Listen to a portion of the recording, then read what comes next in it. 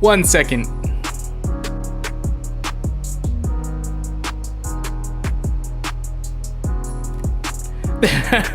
There we go. Oh man. So I want to let you know I downloaded like a new OBS and a new like the new update for the microphone and this, so everything was all screwed up.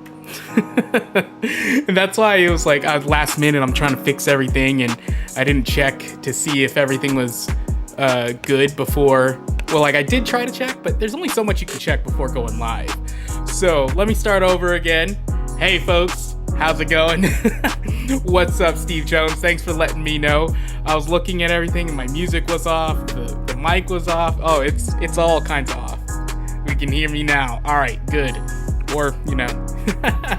But so for the week, you know, updates on how my week's treating me. It's been all right, you know, like I think last week I released the most recent video, which I had a ton of fun putting together, and hope everybody has fun watching it. It is a little different, you know, it was something I had stewing in my brain for a little bit, but immediately afterwards I'm like ready to get going on the next one after that. So I've been doing a lot of planning, working on my script today.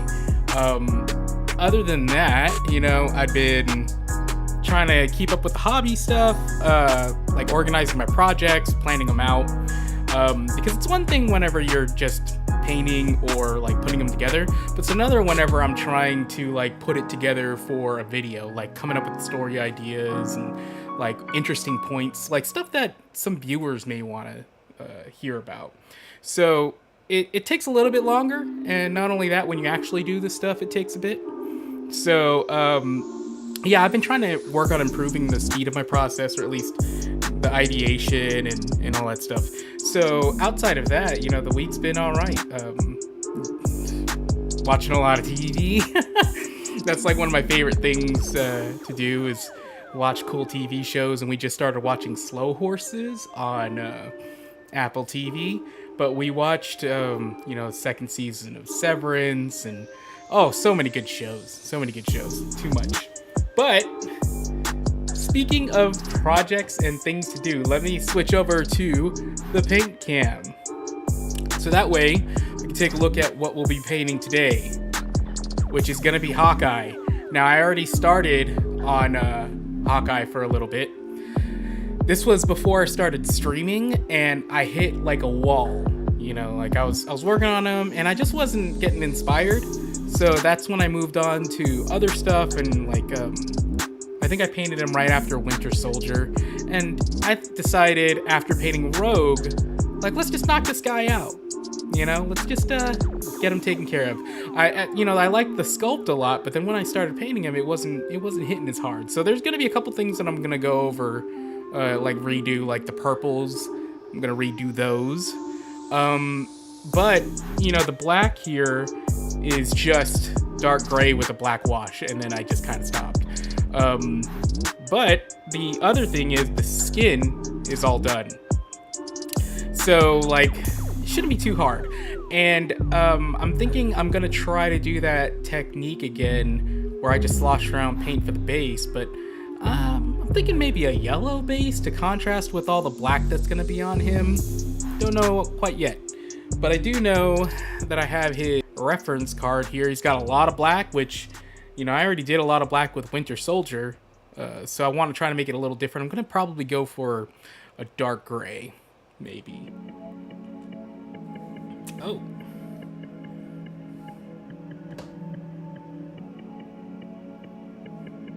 But yeah, let me see. So, let me get some paints ready.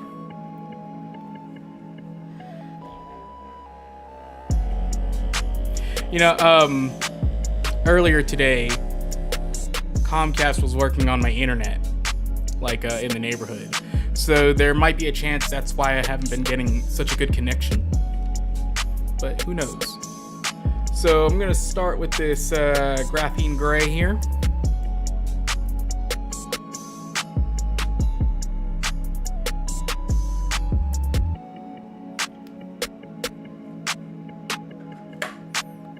Currently painting Ultron and the motorcycle for MCP. Are you gonna try non-metallic metal? That Ultron, I had the first Ultron, and he was like begging for non-metallic metal, which is why I got rid of him.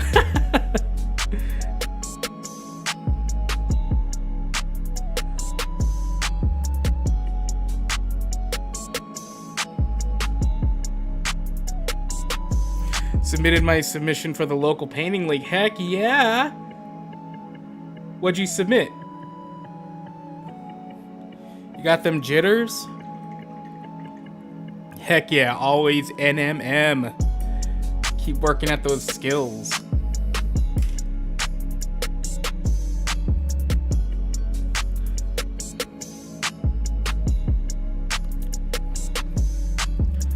Alright.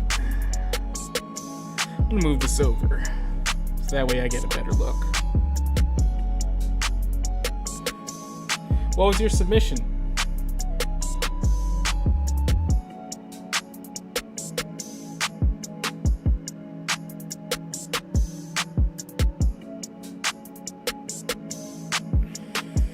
DM the pic. It's a photo via photo submission to the EO. Alright. Well, good luck, buddy.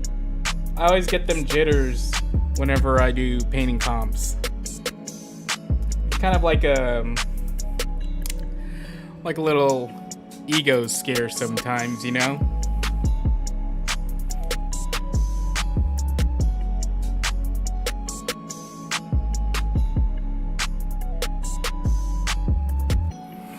I'm gonna go for a dark gray for this whole guy rather than a black. But I'm also noticing, because I reset everything, it changed up my camera settings. So let me change that really quick. Configure video. Oh, it's not letting me. We'll just deal with it. Man, this is why I don't update stuff. It always screws everything up, right? I should have just skipped the version for now and then updated on my free time. Requirement was 19 to 21 threat with models solely from your affiliation. I choose to play as spider foes for the league, hence the models you'll see. Alright. Well, actually, let's take a look at them real quick. Would you mind if I shared? If not, I'll take a look at it in my own time. But I don't mind, I want to take a look at it on the stream.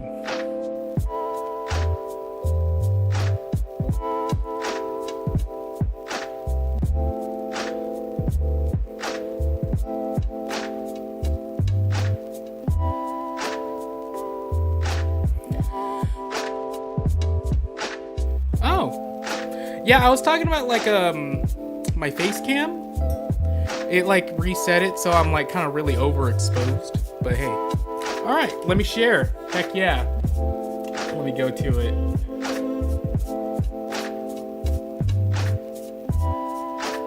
Let's open her up and go take a look at this. All right.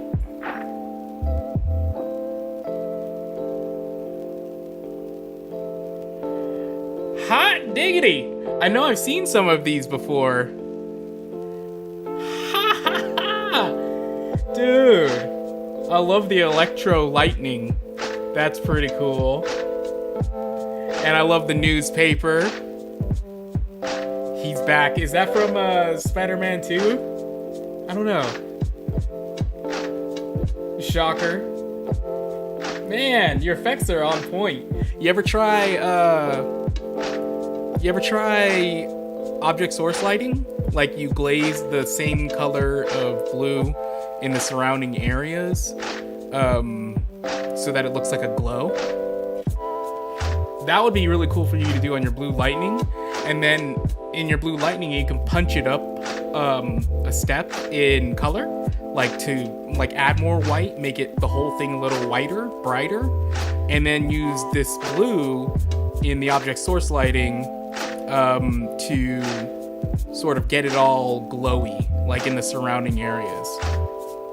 You know, like that could really sell it, especially like where Shocker's clothes are a little darker.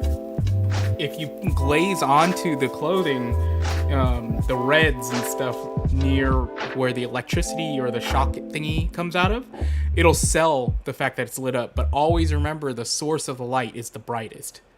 Yeah, so try that out. And it's begging it for Green Goblin's fire too. Oh, that's cool. Smoke is always something that's eluded me. Like, it's tough. And you know, before when you shared your Mysterio, I forgot to mention the helmet. Magnifico. That's some really cool stuff. Like, I wondered what I would do in that sort of scenario. I'd probably add like a little dot of white and like another big dot of white like spot, so that it looks like it's reflective glass and that the swirls are underneath it. But that's a tough thing to sell. Rhino, I remember when you showed me that, or when you saw it and put that on Instagram, I was like, that's baller. That's a texture that I would have difficulty doing. And then Lizardo, the coat. That coat is like, people may not recognize. That's not easy. Like, to put that much like difference in value on something that's going to have the hint of white. Like, that makes white interesting, you know, like all the changes in values. Like, that is pretty on point, man. So, man, whoever's competing, they got tough act to follow. Like, that is, yeah, Jeff, I agree. That is pretty. Very pretty. Man, do you just wash your pavement? Like, that's probably another tip I would add, is like, whatever you use to wash the pavement and dry brush, like, do one more step of like darker to black. I see it some places like here, or I guess you can't see the mouse, but where the smoke is, I can kind of see it for Green Goblin. But if you like put a little variation in texture by glazing a darker gray or black, like a very light amount of black, where the corners are or where cracks are, just to give it a little texture, it'll definitely pop it out.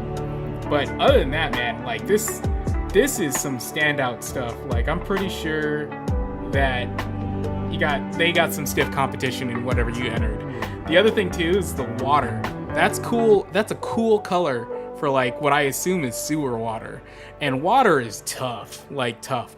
But what I found, one trick I found with water, and you might have done this at the tips, but like you take some straight up pure white and you stipple that like on parts all over to imitate like splashes.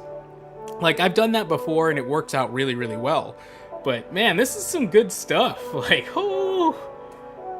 And again, like, my favorite though is your Mysterio, like by far, because that muscle work, the shading with the maroon.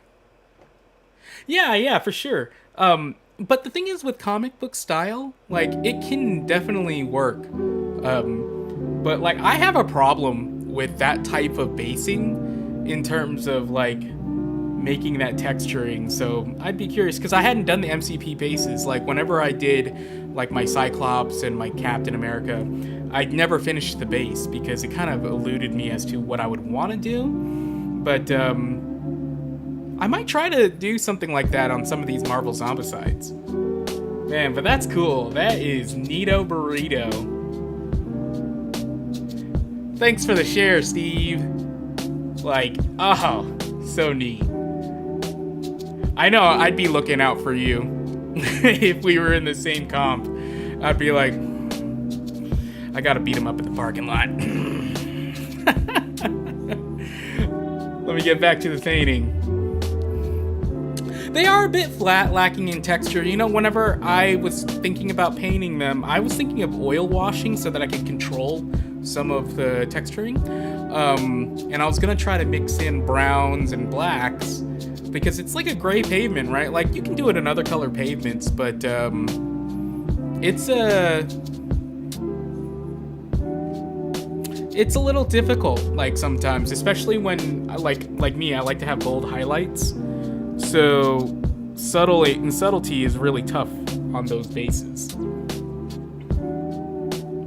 Thank you so much for sharing, man. I love seeing other people's work. You get them. You tell me where those judges live. Dude, oil washes. Yeah, you know what's funny is for one of my next videos, well, actually it might be in my next video. I'm thinking of oil washes. Like, because I'm gonna be painting multiple models at a time, which I hate. I absolutely hate batch painting. But to maybe grow a bit, and as well as try new things out for the channel, I was thinking of trying out a little bit of oil wash technique. Like new ways of doing it that I hadn't done before. Like actual oil painting maybe. Because it looks really interesting. Like I've done oil washes, but actual oil painting is new for me. So it'll be a really cool learning experience, and it kind of goes with what I'm trying to do in the video. So it'll be interesting. But you know, I changed my mind 1,000 times, so we'll see how it actually goes. Oil washes are so easy to work with and even more forgiving. Use them a lot in your FEC stuff for AOS. So FEC, I know what AOS is. FEC, I don't know. It sounds like a government organization. Fetid Evil Chaos. But what was I thinking of? Oh yeah, like I really want to do new techniques to like speed paint. Not necessarily, like I don't like the term so much about speed painting, because a lot of times when people are using it, it's almost like a nomenclature for decrease in quality. And it's not necessarily what everybody does, but like it just feels like that to me sometimes. Flesh Eater Quartz. Oh yeah, you were mentioning them before. Oh, the vampire stuff's so cool. But I'm not a Strigoi boy. I'm the one that are the pretty boys that lure you in. Forget which part or what they were.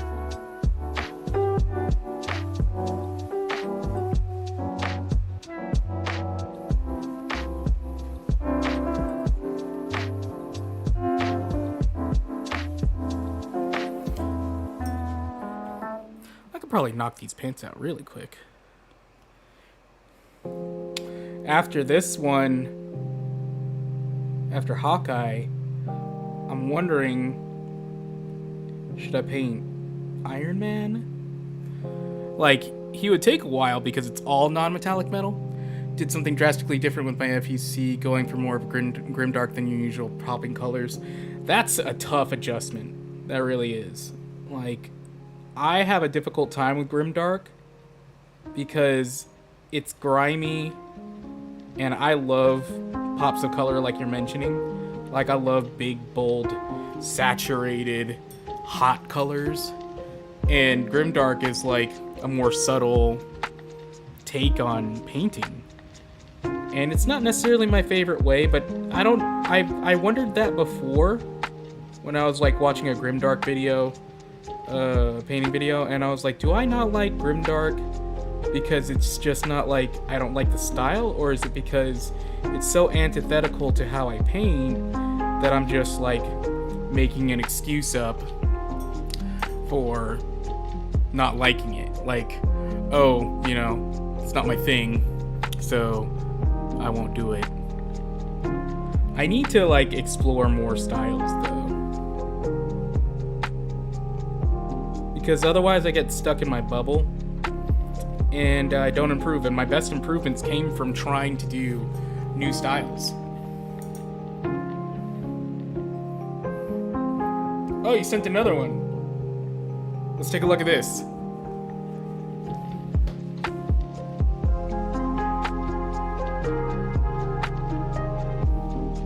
Alright, I'm gonna switch over to the screen share.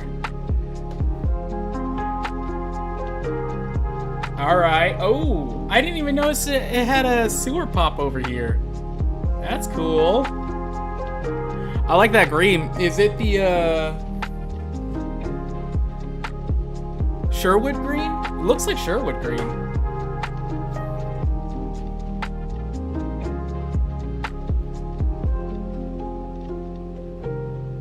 Heck yeah. Yeah, I like the water ripples. That's pretty cool. Pretty cool. Thanks for the share. Man, I gotta do more stuff like that. I love working with water stuff. Like, the last time I painted water was my Legend of Korra board game. And the sculpt wasn't really that good. So, the water, though, turned out okay. It's just that, like, I wasn't having a good time painting it. Alright, let's see.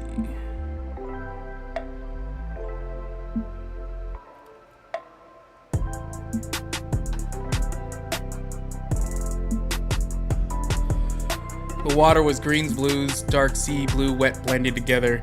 See, that's what I'm trying to get into more now is like, I don't know if it's considered wet blending. I guess it would be, where just sloshing paint around all at once and being a little more free with your technique. Like painting that rogue last time on the base, like I was surprised at how much I liked how it turned out, that I'm thinking of trying to learn Wapple's technique, James Wapple again. Like whenever I first started trying to learn that technique, I was in a different place as a painter, so it wasn't clicking the same way that it would now. So now that it's clicking a little bit more, like I'm understanding a little bit more about color theory and stuff, then I might be able to recreate a version of what he does. But we'll see. It's not going to necessarily be for this model, but I was thinking about that earlier today of like what models would I try to do that on? Like what would I not mind sacrificing game-wise for experimenting with a new technique? And it might be either my Massive Darkness collection, because I have so many of those models that, and it won't really matter if a few of them look bad. Or I'm wondering, I have a bunch of like Awakened Realms models I could probably paint, but their sculpts aren't necessarily great. And whenever I'm experimenting, I like to have a good sculpt so that I can't blame the sculpt. Maybe the Wild West stuff, like the Zombicide Wild West stuff.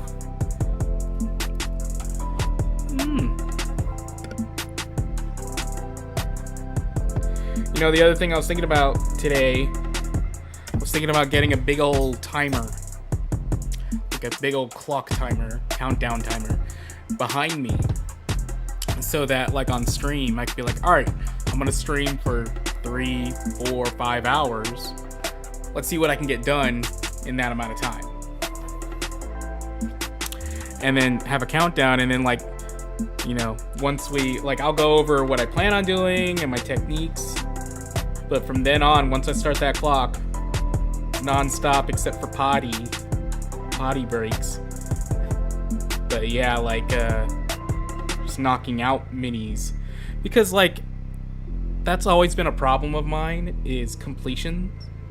Like, I get super jealous of people who can paint, like, their whole Zombicide collection or their whole faction in Malifaux and, like, not blink an eye. You know, like, oh, it's fine. And especially jealous of the ones who can do it and, like, look good. Because I'm a stupid slow painter. So, I was wondering if it'd be an interesting thing on stream to be like, alright, we're gonna do this in 4 hours. What can we do? Because I was watching more of, like, Sleepy Slang, like his stuff, and I'm like, dude, he gets that done in 3 hours. How? What black magic do you use? And then after painting the rogue base, I realized I was like, oh, that might be kind of the sauce. It might be the tech.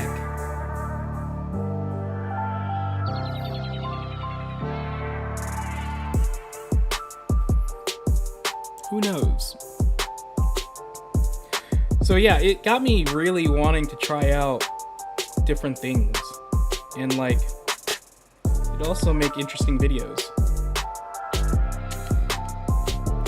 Because I've been kind of ingrained in the way, for a few years, I was stuck in how I paint. Like it was a certain process all the time.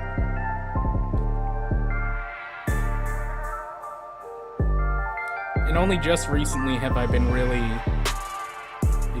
expanding how I do things and unlocking, like when I look at other stuff, like how they do that stuff.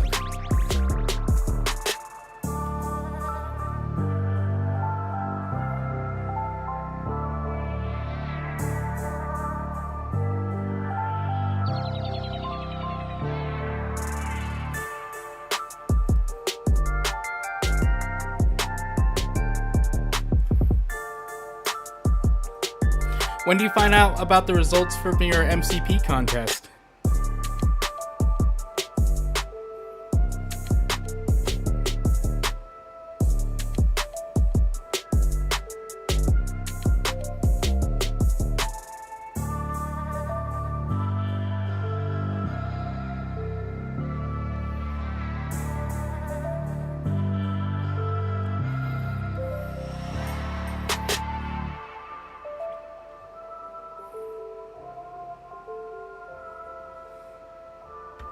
Ooh, this is gonna be a tough spot right here.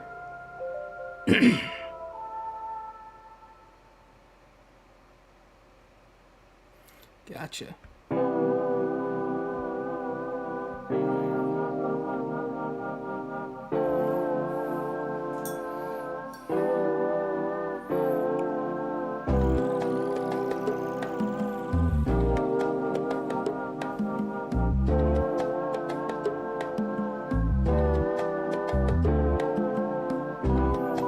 Should find out in the next week or so.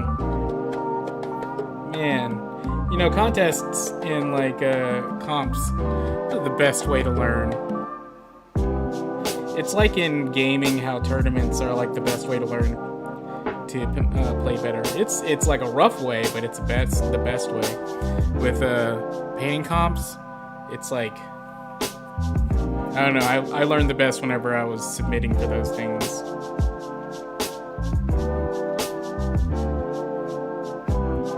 There's like a local place here that they have ones where like tons of people come in and they're all given the same model, the same 3D printed model, and they're there for like all day painting. And by the end of it, they judge. And I always wanted to enter one of those. But it always happens whenever I'm playing in a tournament. Also a slower painter, so I've been trying to push myself to knock out 1 to 2 models per week, which is faster than I would normally paint. Same. Like you've seen how fast I'll do it. Mike, Reds, when are you gonna get those Malifaux models on the table? One day. I keep saying every Monday I'll go, like in my head, and then something else comes up. Like today I had to go to a place meet up with an old coworker for lunch because I did a job for him. So I was getting the job done on Monday. Like back when it was Wednesdays, that was a lot easier for some reason. Like, but I'm trying to get back into the swing of things. But I got a bunch of stuff here to take care of too. Life. Usually we get 1 unit done in like 2 weeks. Sounds about right. For me, it's like sitting down and doing it. That's why I love scheduling this stream at least once, like doing it once a week, because it gets me committed, regardless of if anybody was watching. Like just the fact that I have to, like, I set myself a time and there's like, it creates a little accountability for me. So I've gotten more done since I started this stream than I have in a very long time. Probably since I submitted my last crew for competition in October, and that was like 7 models. So if I painted 4 Zombicides in a month, the last time I did that, I painted 7 Malifaux models. But Malifaux models are definitely more taxing. Good to see you, Dreads, by the way. Thanks for joining. Oh.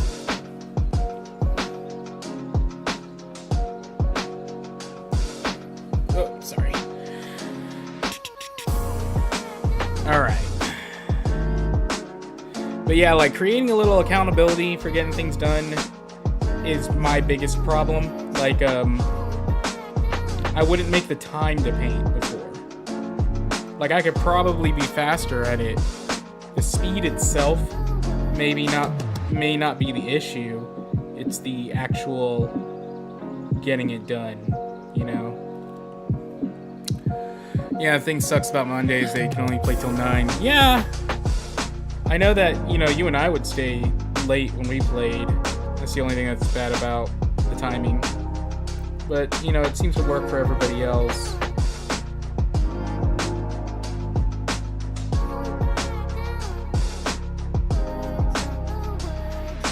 I was just going over some scripting stuff for my next video. It's going to be about the guild starter, or at least I think it will be. And I was reading up on the cards. The versatile one, Vanguard keyword, and they do a bunch of cool stuff with shielding that has potential for like some crazy shenanigans. And I love messing with shielding in that game, in Malifaux, because man, nothing's more frustrating than like somebody trying to hit you and nothing happens, you know? Like armor 2, shielded 3, and like nothing's gonna happen. So like they kind of had the ability for some movement shenanigans with shielding. And the last time I really messed with that was Tiri, where I would get like shielding 5 and armor 2 on a model. And it's insane. It's insane in the membrane. So yeah, I was looking at those cards thinking like, all right, what kind of interesting strategies can I have? And then I got some really cool ideas about the video of like effects that I can use, and like ways to demonstrate that's not just a boring old talk about strategy video. I want it to be like the Michael Bay of Malifaux strategy videos.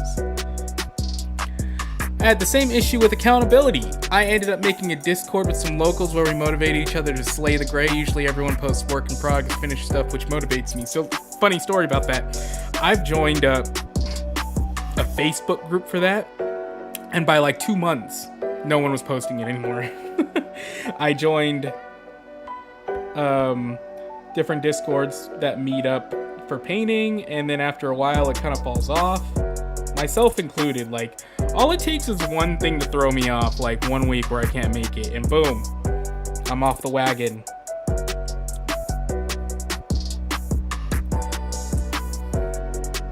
What about you, Dreads? What are you painting? Are you painting anything? I was playing Guild, then I discovered the return keyword and just thought it was fitting. Haha! Dude, you know me. I've been playing Outcasts nearly a decade, or over a decade. Damn near exclusive. I think I only ever escaped Outcast every once in a while to play something like Shenlong for a game or something like that. So, Outcast player, been getting really frustrated with my Outcasts for the last few years. Switched to Arcanist Hoffman 2. Never going back. Yeah, perhaps all of the members being locals, we can hit each other in person. Heck yeah, man. Like, that's, me and my other buddy, Mike, we've been, meeting online for hobby hangouts. But the thing is, like, when I meet online with him weekly, like I don't always paint or get something done. So, and it just ends up being a hangout. So that's why I like doing this stream and holding myself to it, because then for sure, otherwise it's like I'm gonna paint something. The only thing is, like, sometimes I get a bug to want to paint it like right now, and it's not a Tuesday or something. Like Rogue especially, I was like super pumped to get her done. I was really happy with how she was going, and that's the only downside. So I'm thinking maybe the solution is more than once a week, but then that also gets a little daunting.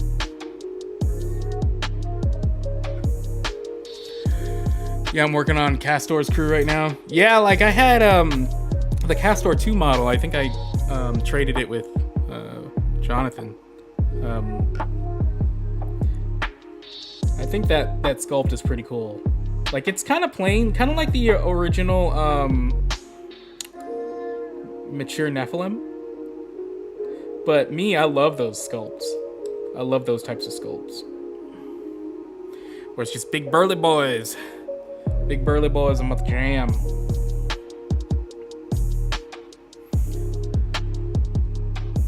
See, like right now, there's big burly boy on screen. Just look in the mirror and find how to highlight and shade.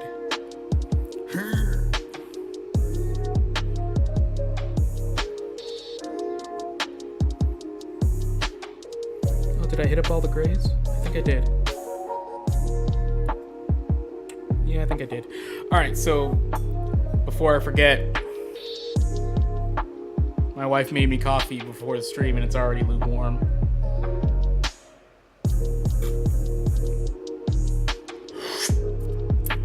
So I'm gonna down this coffee live on the interwebs.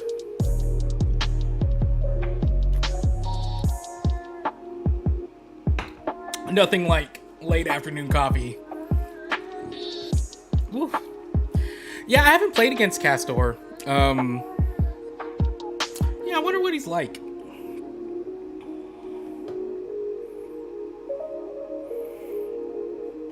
That's the returned keyword? Oh, that's the other thing about Malifaux 2. Man, like, lukewarm. It is kind of brutal. But, alright, so here's a funny thing about... here's a funny thing about my coffee. I don't like it piping hot. So I actually let it sit for like 15 minutes before I drink, so that it is kind of like right above lukewarm. And then I down it before it gets lukewarm.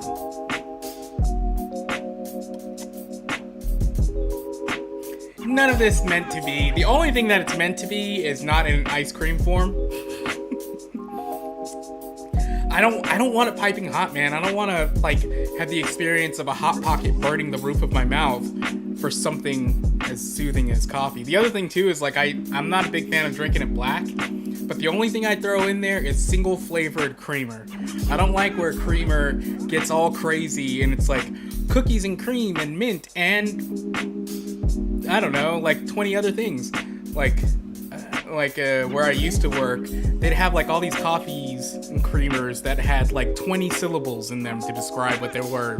Like Reese's Buttercup with Snickers ice cream bar put together. And I'm like, no, you get one flavor. It's hazelnut. Or vanilla or something. Like, don't go crazy with it, man.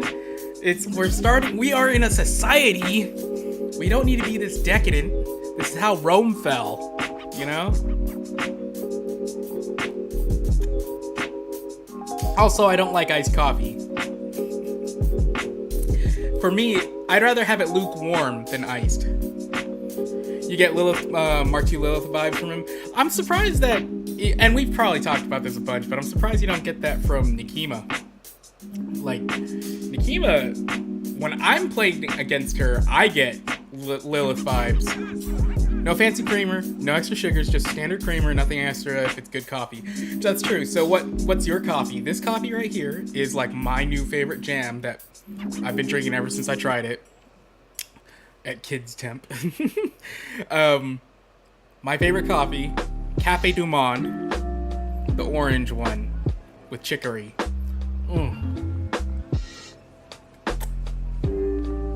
I know, right?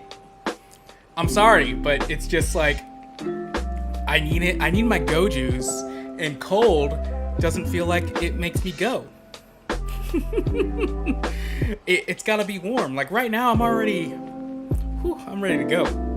But Cafe Du Monde, the first time I tried it, I was like, I heard the hairs growing on my chest. It is strong, and now I really like it. Like I can actually drink this black. I don't like to, but I can. And before then, it was just Folgers. Like I just drank a bunch of Folgers, just because I'm not a coffee connoisseur.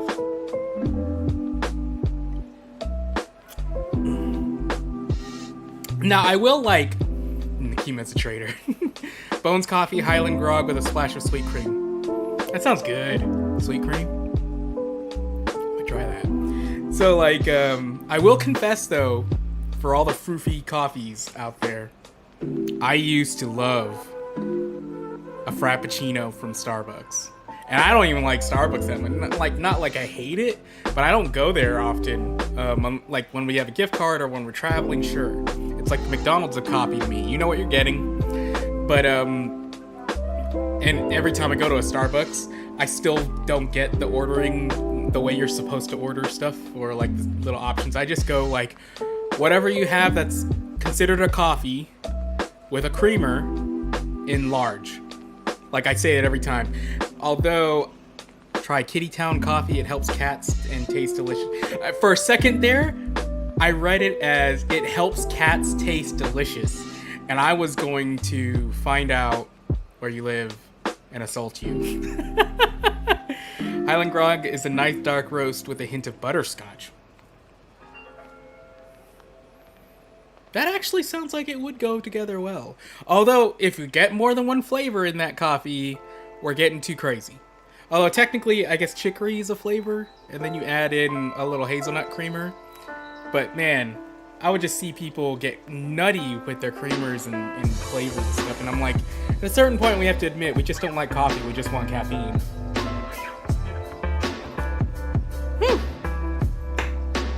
Alright, got my go juice in.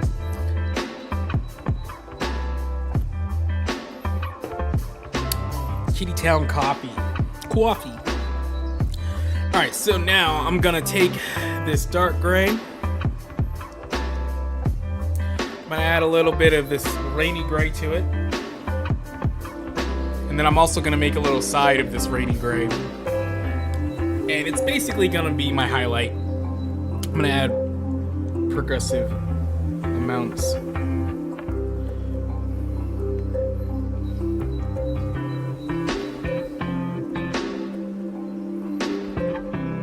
My wife gets embarrassed when I order anything at Starbucks, since she used to be a barista. I'd ask for a medium and I always have to be corrected to a venti. It makes me think of, what was that movie? Was it Grown Ups? Or no, was it Role Models? I forget. Where he was like going on a rant. It was like, what is venti? Where does 20 come in?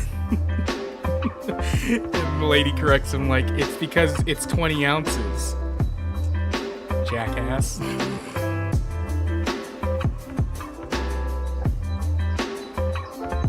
Let's start throwing in more dark gray. Yeah, that'll work. Like, I'm not trying to be obtuse whenever I go to Starbucks and I go like, what's the large? Give me that. Although, okay, so one time I went to a Starbucks and I asked like, what's the equivalent of like a strong dark coffee? And they were like, Americano.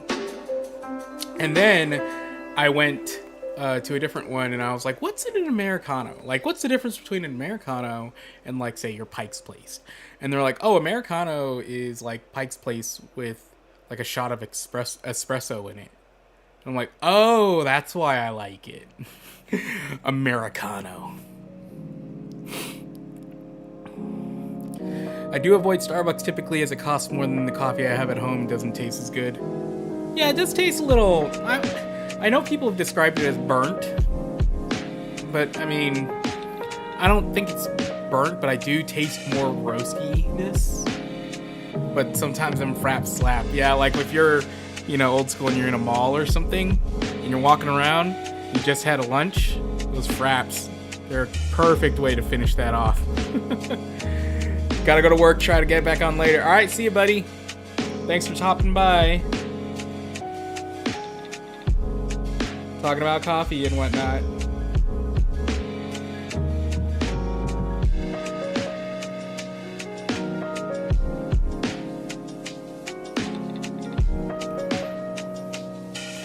Now, am I gonna make this wrap around the entire leg or just on the arch? That is the question.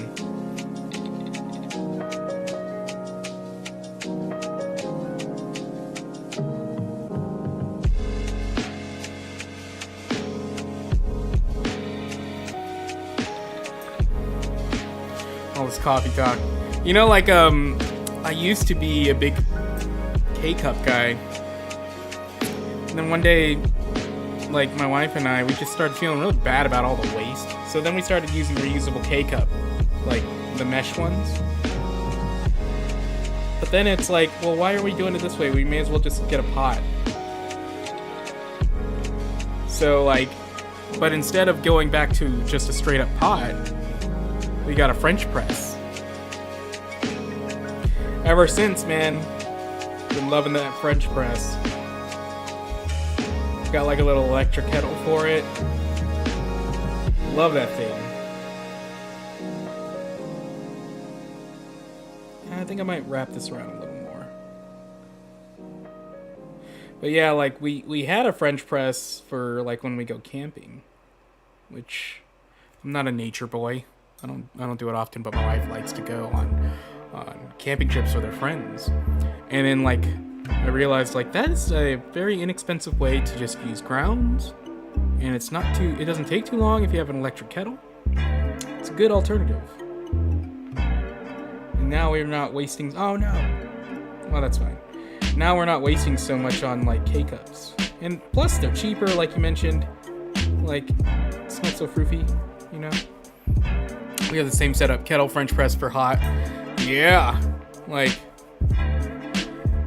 It's sometimes the old ways are the best ways.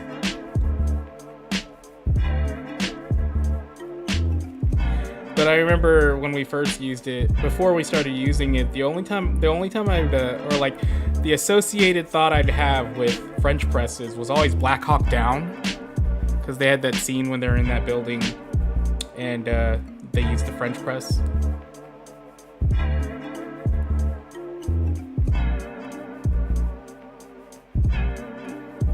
So wrap this around a little bit. I know he has a little line going down, but I think I'm just going to ignore that.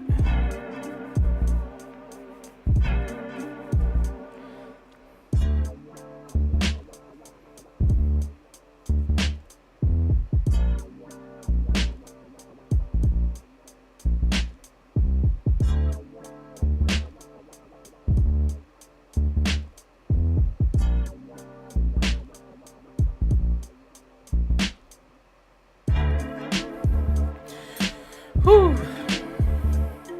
Wearing 2 layers and drinking coffee on stream with these lights may not have been the best idea,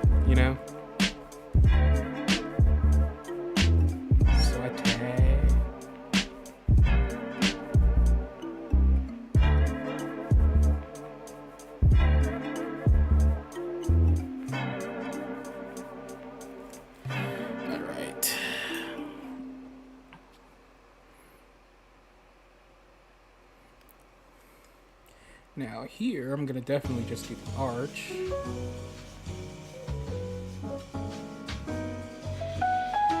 At least emphasize it. Still leave some room for showing the previous colors.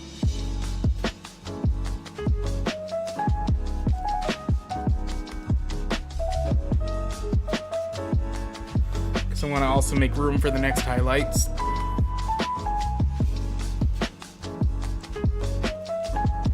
Curious, Steve, do you paint while you're watching? I wonder what people do during live stream stuffs. Because I'll admit, I don't really watch too many. usually for time. Like, but I'll watch YouTube videos and stuff a lot. But I get curious, like, if people are doing parallel work, like how people listen to podcasts while they do things. Wonder if that's how people use live streams.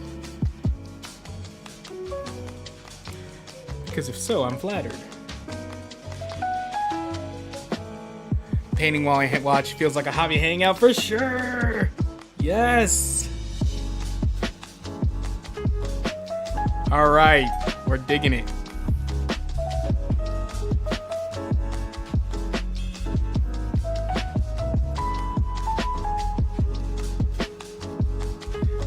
One of my favorite times in hobby hangouts from like when I was in college was what I always dubbed in my head the moment of silence. Like everybody's hanging out having fun, right? But then like when everyone synchronizes and they're like in it, you know, like getting stuff like little details done, and for like a split second or a couple seconds everyone's just quiet, just working on their stuff.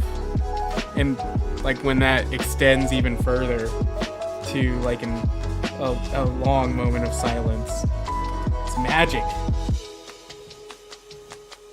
Everybody's getting it, you know?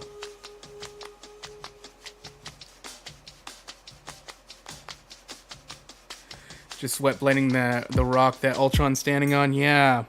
Make sure to throw in some olives, some dark olives and stuff. Maybe after dark olive, you shade that even further by throwing in some reds. That's been like one of my favorite go-tos lately. Olive green, red.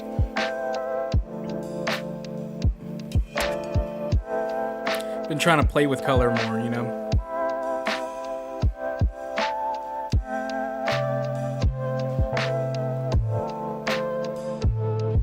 As I say that, I'm doing like various shades of gray.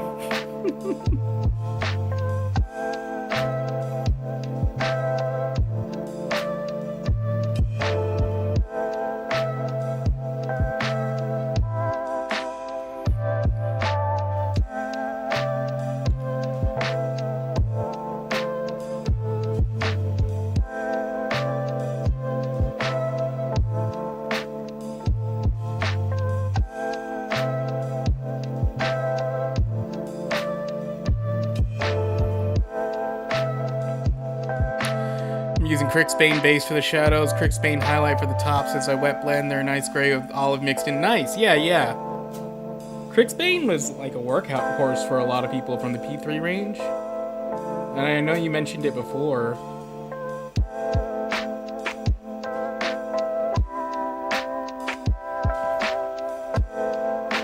Like, a lot of people love that range. I liked a few select colors. It wasn't my favorite, but I remember back then there was not as much of a selection compared to now, and they were different.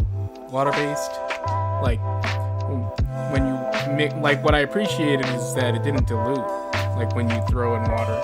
Makes good glazes. What I didn't like was the finish. Most of mine were glossy. Could have been user error. They had a great turquoise looking color though.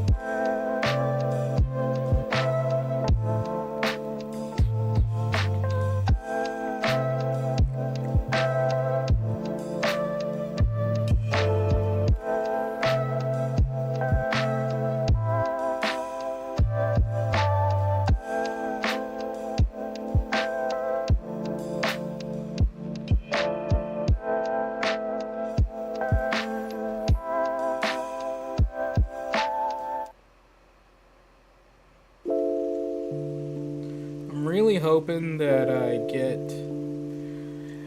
at least the mini, like Hawkeye himself done.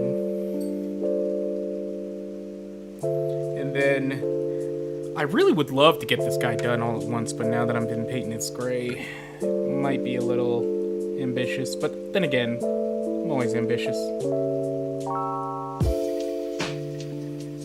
To really fit the mold, I should be like, alright, I'm thinking about finishing my entire Marvel Zombicide collection tonight. That's appropriate, right? That's an attainable goal.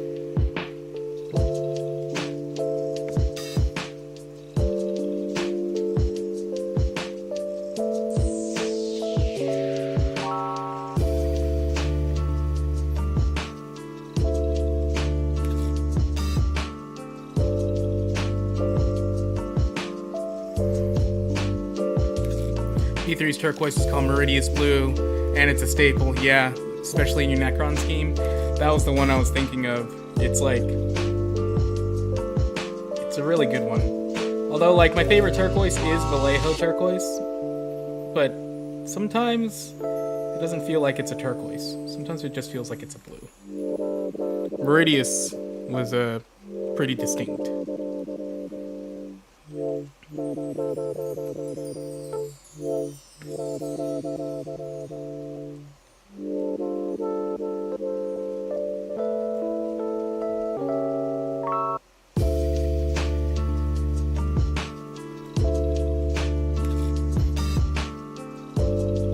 Man, I can't wait. Like, technically I have enough models for a 4-player Zombicide where all the heroes are painted.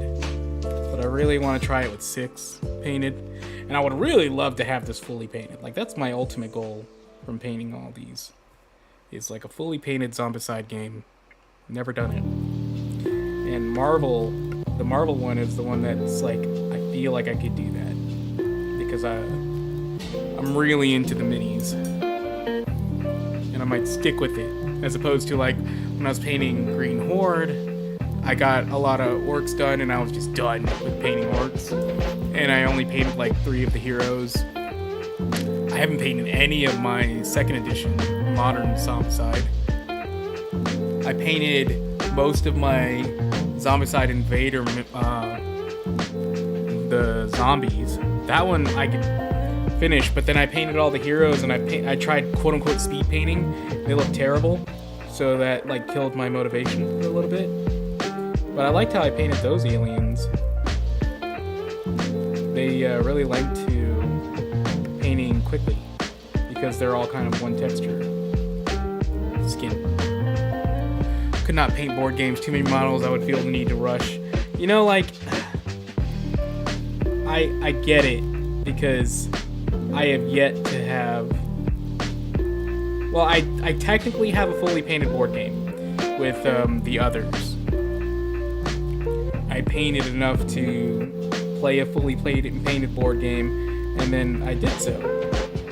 But it was a lot of work, and I cheated, like not cheated. I did oil washes for a lot of it, but it was quite a bit of work, and it's not even like a staple game for me. Like I like it, but it's not one where I'm like gonna paint it a lot or play it a lot.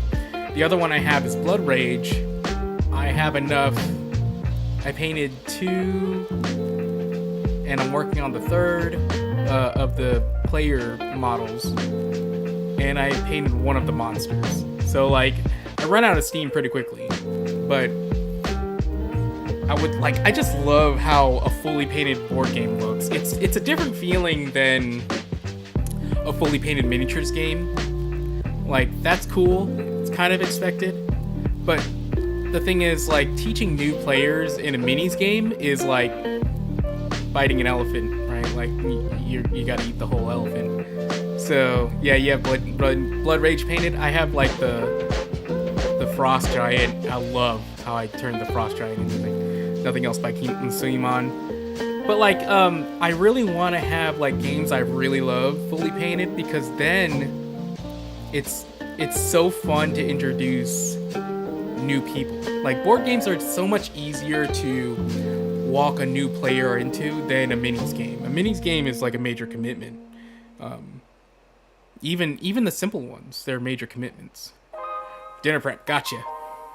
Let me know when you come back. I'll just keep talking to myself. But like, I love the idea of a fully painted board game that is approachable and easy for people.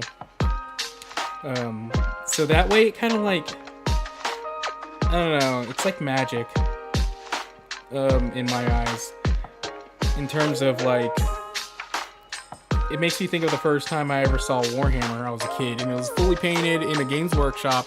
It looked incredible. It just hits. And I want to do that for a board game, like for non-board gamers, of like showing you the magic of what painting can do. It elevates your game. Like, it doesn't technically do anything to it, but the experience is entirely new. It feels entirely new. And I don't know, it just taps into something that I've loved since I was a kid. Like just that feeling of like, wow, that's freaking neat. So Zombicide is one I love because the gameplay is super simple. Super simple. Super easy to get players into, new players. I mean, it's not going to strike the same depth as a miniature game. Sure. But that's not what it's trying to do. And what's cooler than if I had a fully painted Marvel Zombicide and be like, hey, you want to play this new game, or this game you haven't tried? It's like a zombie game, but you get to pick your favorite Marvel hero, and there's so many heroes that you're bound to like one of them. And imagine you get to play that for the first time on the fully painted board. With like 3D scenery, like I have all that stuff. Oh, I can't wait. I've done that a few times with some games, but like it's never been absolutely fully painted to the standard I always wanted. Oh shoot. That was not a good play. That's a little too much.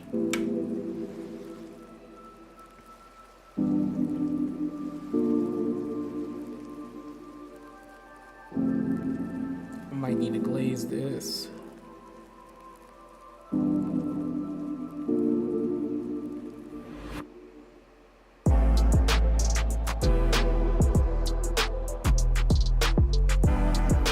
It's not so bad. I just need to extend it out in some places. Disconnected.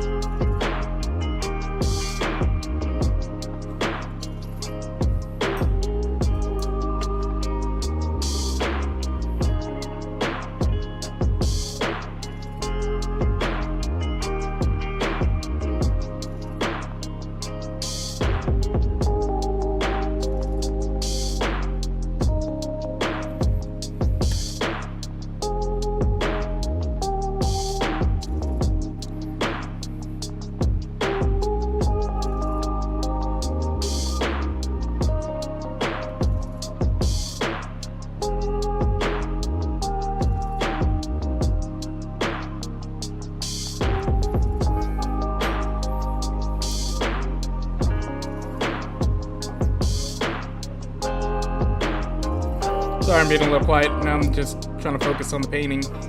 I got these little spots here. Thinking in my head.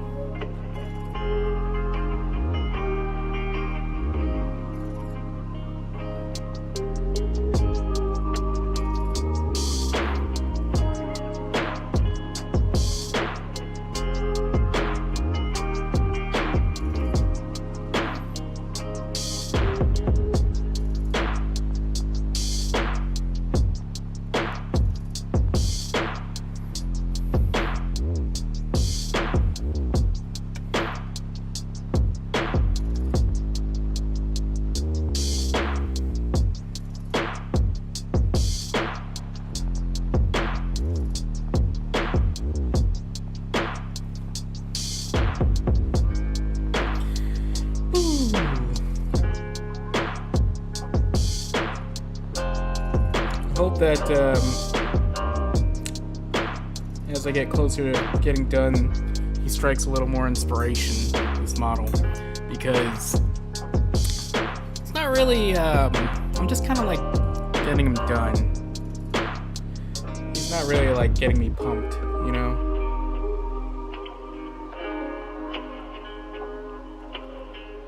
Which is funny because I actually really like the sculpt, or I did, so I don't know if, like, getting less impressed as I paint it. Whenever you get, like, I don't know, demotivated, because maybe it's not turning out the way you thought it would. But I'm not going like, oh, it's looking like crap. I can see how it can turn out good. So I don't know what's up.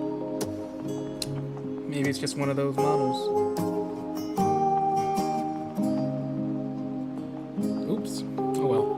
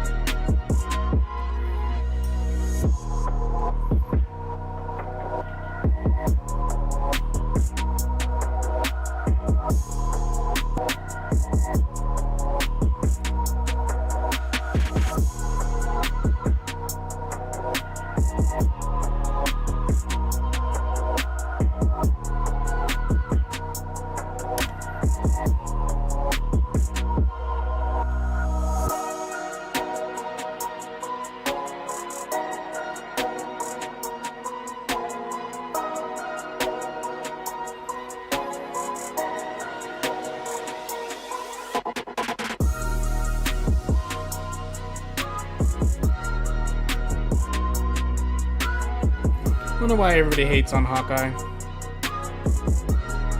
It's just because he shoots a bow and arrow? Or is there more to it? We'll never know. Just kidding, we know.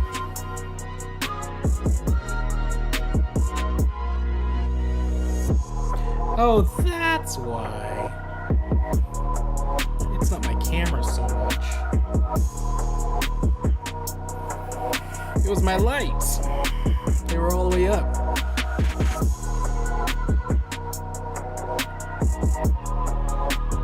There we go. That works.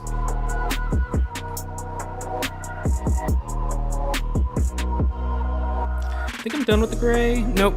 I got a spot right here.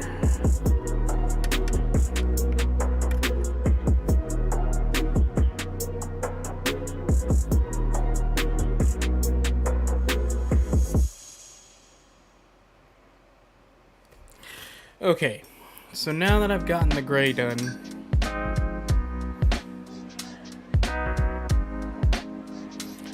thinking I'm gonna redo this purple with Warlord purple from Vallejo.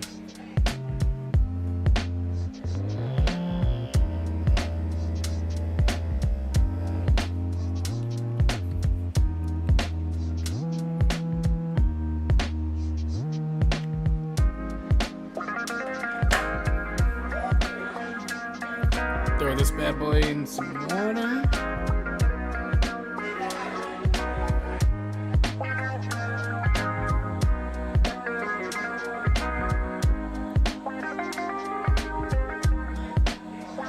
I think I'm gonna keep it a little thicker.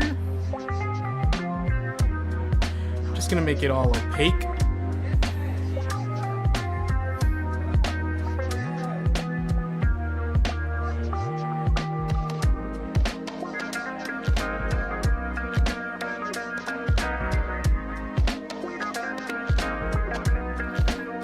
is gonna take a few coats for sure.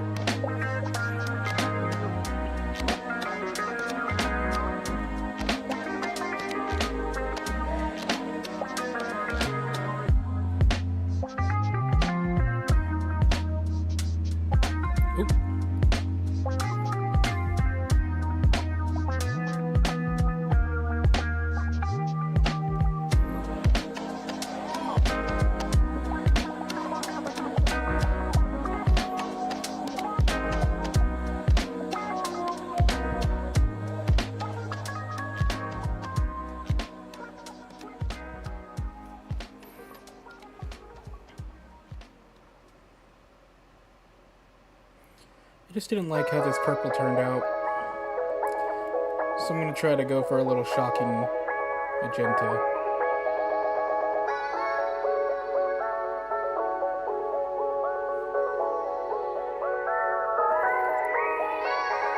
And then wash it down with purple.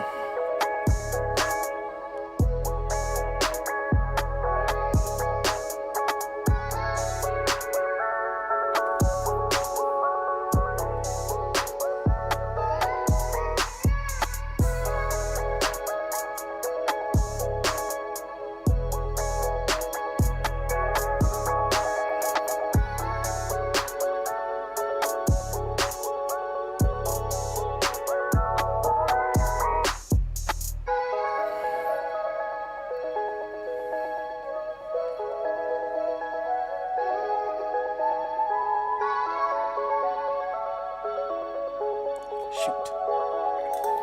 Let me get rid of that.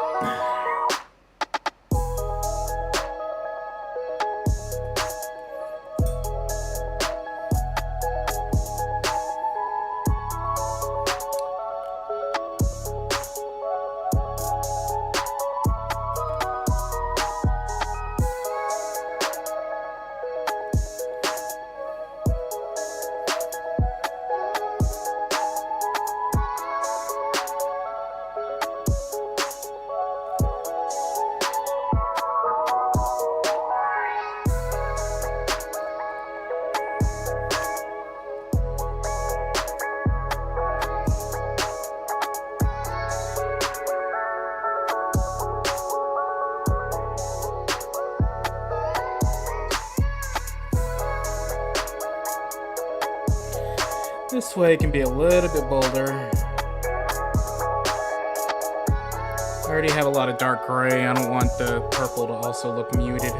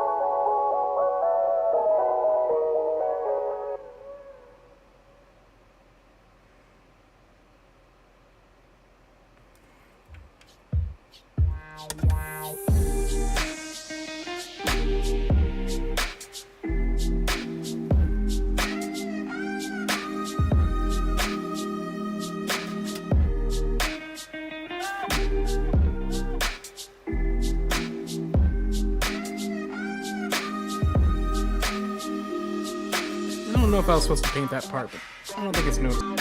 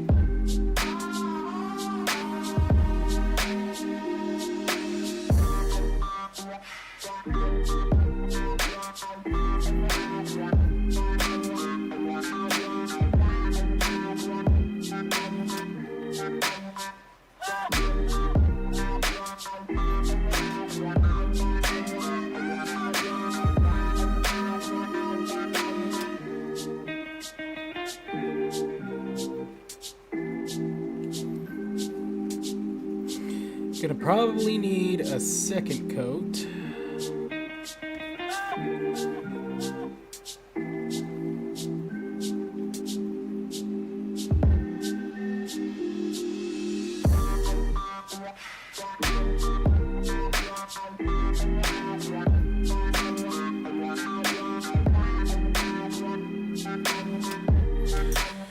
Yep, let's let that dry for a second.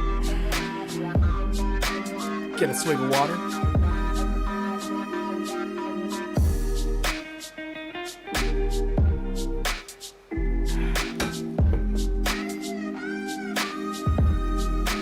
You know how it is. Start the second coat.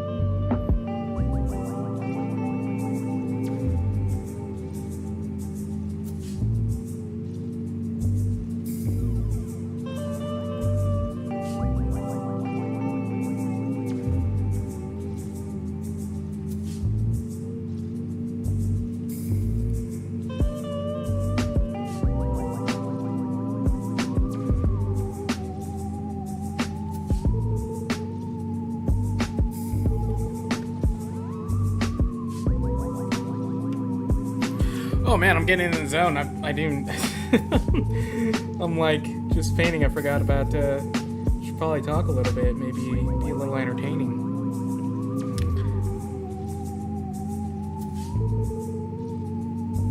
I don't know what I would talk about. Let's see.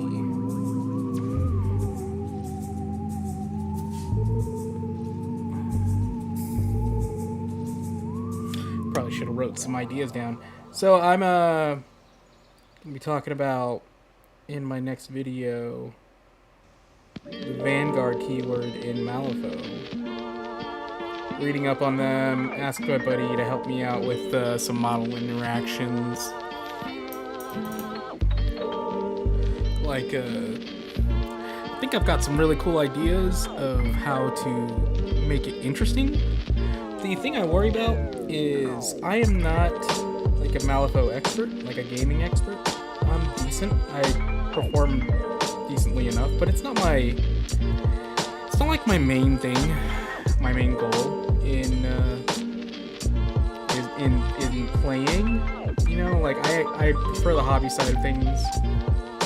So I get a little nervous about talking about strategy when you're not like a foremost expert.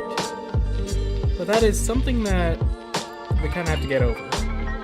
It's like you don't have to be an expert to talk about like strategy or the subject in general. Because then, who is an expert, really? Like, who would be worthy to speak on the topic? Somebody's got to give their opinion, and that's it. It's your opinion.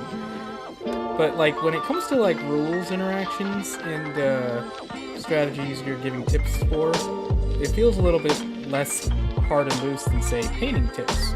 Because there are, like, correct ways of interpreting rules or what's most efficient. So it's a bit of a risky move, in my humble opinion, to talk about it if you're not an expert. Because people trust what people talk about on the internet, you know? So it's a responsibility of yours to know what you're talking about. So I know somewhat, but I'm not like an expert. So if I were to, say, give crappy advice, it's like one of my worst fears. Because then you're just another person on the internet who doesn't know what they're talking about. But the way I figure is, they'll let me know. The internet is not quiet about someone being wrong. And I just hope that people get what I'm trying to do. I'm trying to maybe hit people who haven't thought of this stuff, or those who have appreciate the way that I'm presenting it. But it's also another thing that, like, Malifaux is a tough game to wrap your head around. It's got like 600 cards in it, man, like of different individual units. I don't know how anyone can keep up with all of that. Like, there are the high-end players in, like, the World Series or whatever that keep up with this stuff, but not I.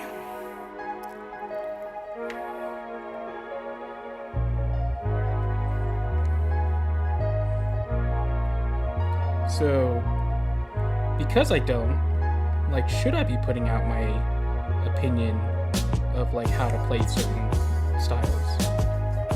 And I might be overthinking it. In fact, I was having a lunch with my buddy, and we were talking about stuff like this, and he was like, it's good that you think about stuff, but you overthink. And I was like, I said the normal kind of, like, I don't get how anyone can overthink. I don't think people think enough. But he was like, you think to the point where you don't want to do it. Like, you talk yourself out of it. Which is very true. Because I'm very much a perfectionist. And I'm also anxious. Like, I want to get it right.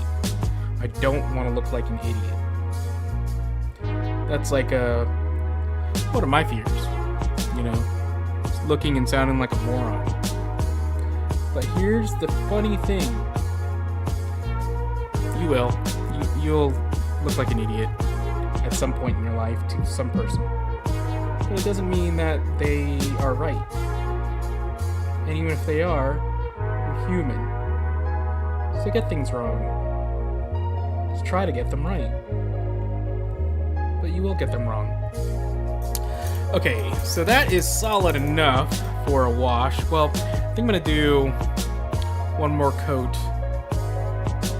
Oh, I didn't do the sides as well. Get the side a little bit better. I'm going to wash this with dark purple and see how that turns out. If I'll have to highlight it.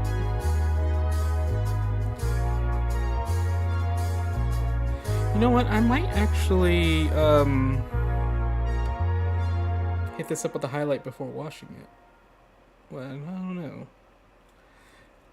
Because if I hit it up with a highlight before washing it, will it cut my time?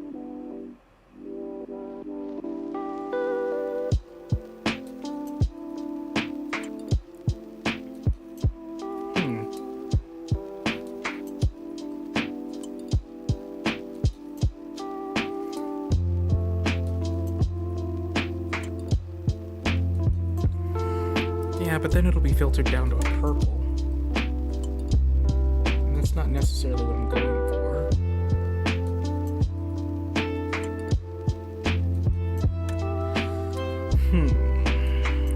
Choices. No, I think I'm just gonna wash purple. Highlight with the magenta. What I was thinking of doing is mixing in white into this purple, this Warlord purple, which is really a magenta in my mind, and then highlighting it really quickly, and then washing it with dark purple and seeing what happens. But then, after it's washed, I could just edge highlight with the mix of white and Warlord purple. But then again, that may not be the effect I'm going for because it might go more purple than magenta. And I like the magenta. I don't know. No harm in trying. Let's try it. Let's throw in some of this Vallejo Dead White. See what happens.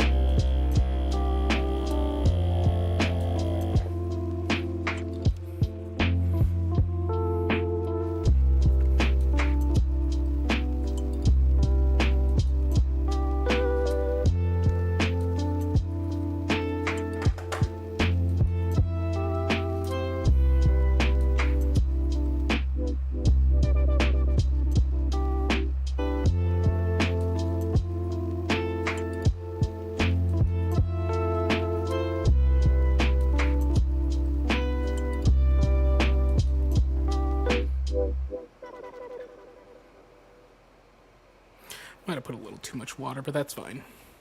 We got this highlight pink. I'm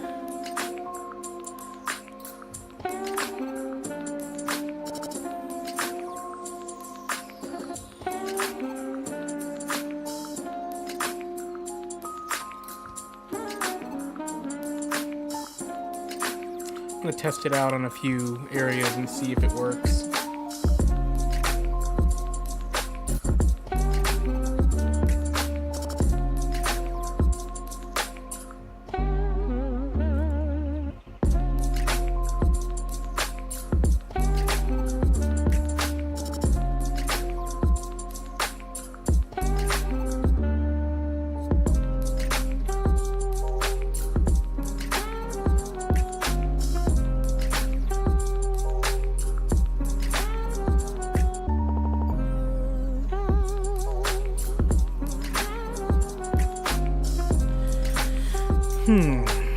Let's let that dry.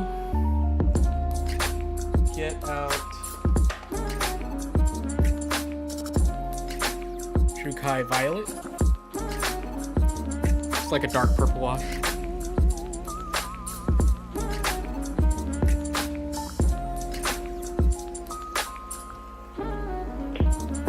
See how this works.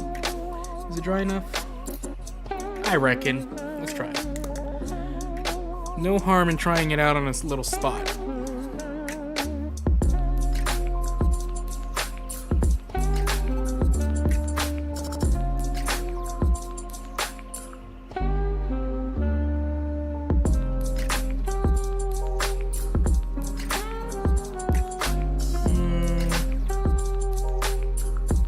Glad we tried it out, because I think I'm not gonna like that.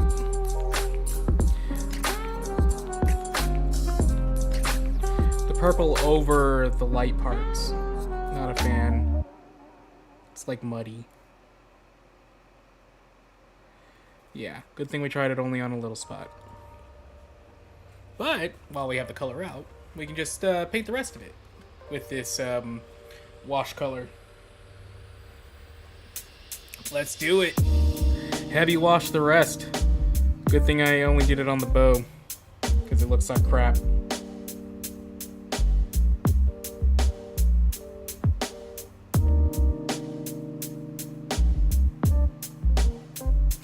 It is a little muddy, which is fine. We're gonna go like much heavier than what I was originally planning. Yeah, that seems like it'll work.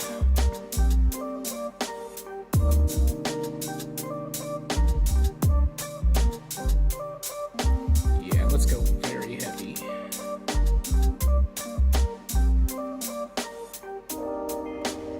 little heavy wash didn't hurt anybody.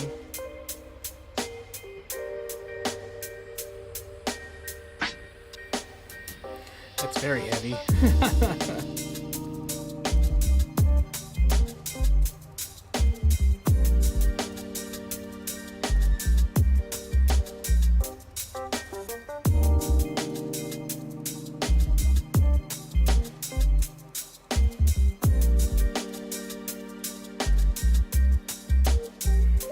Wonder what it would look like if I glazed purple in the grays.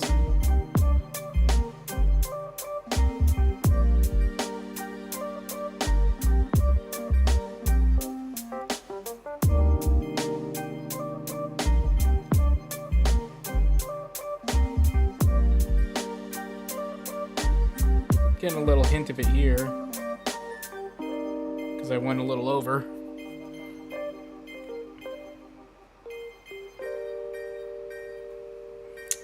Nah, I think I'll just leave it as plain gray.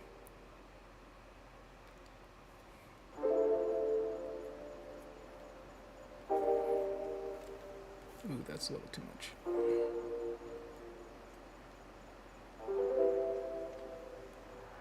Glad I painted over it. I think this is going to turn out better than what I was going with before. Dinner has been had. Now time to go mobile and run to the corner store for a post-dinner soda. Oh, I love those little treats. Mine are gummy bears.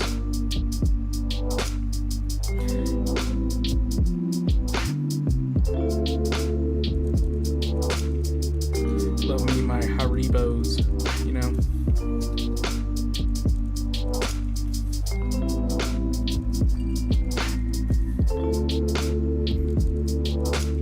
When I was a kid in Germany, I went to a Haribo gummy factory.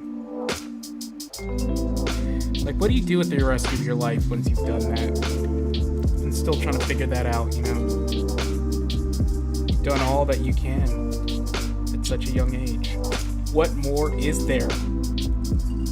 Not much. Not much so far. Sure, get married, have cats. But can't top Haribo factory gummy factory.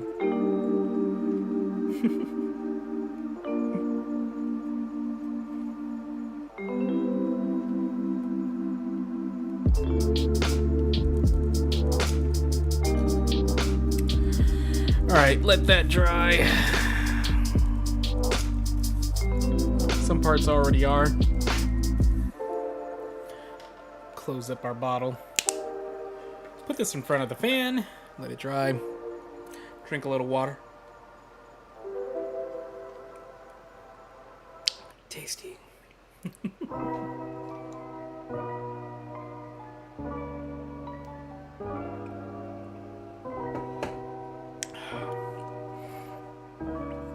Dry enough to try highlighting.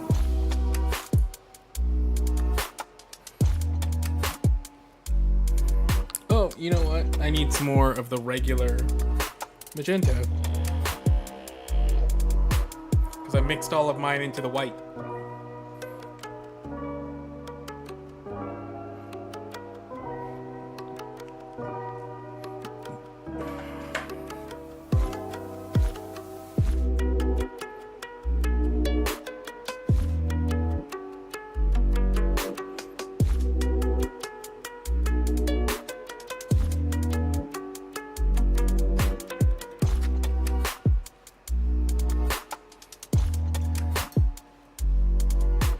All right, let's get to it.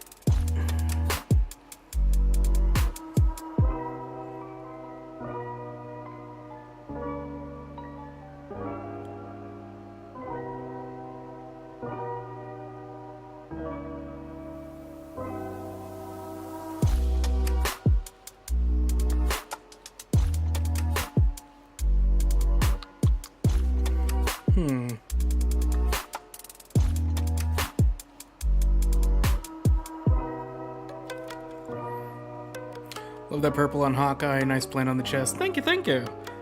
Still working on it.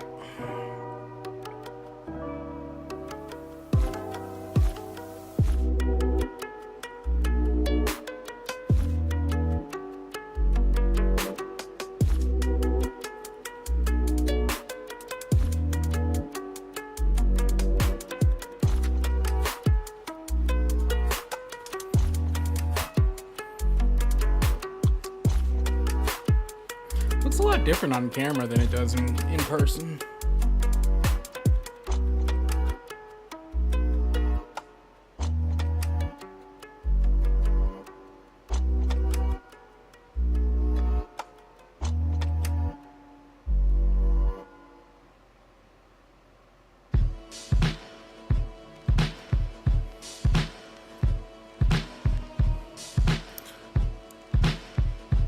I think I might do this in patches, like I'll do the whole pink before moving on to a different area.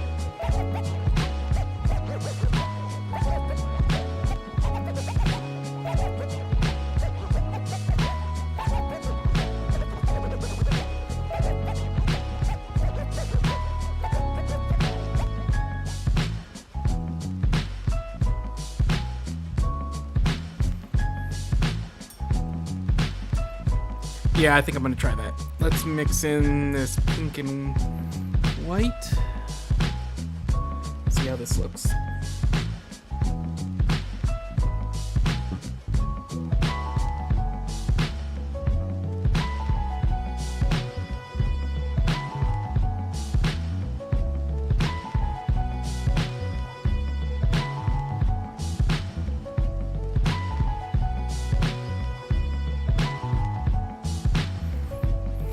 Task is the only time you paint when you stream? So far lately, yes. Been saving it for the streams, you know? Occasionally, I'll paint offline. But usually, I'll try to save it for here.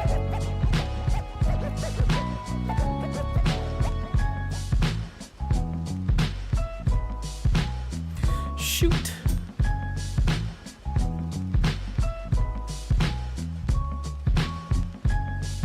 Gonna definitely need to fix this with some glazes.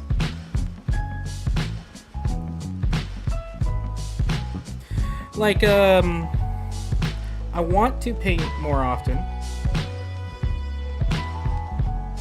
I just haven't gotten into a habit, like a routine, which is something I need to start working on. It starts with this stream. Let me put it that way.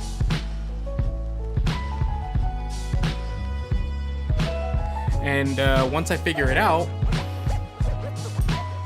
I want to be painting on a semi-daily basis. Just been having to deal with some other stuff lately, and painting as a motivation is another big thing.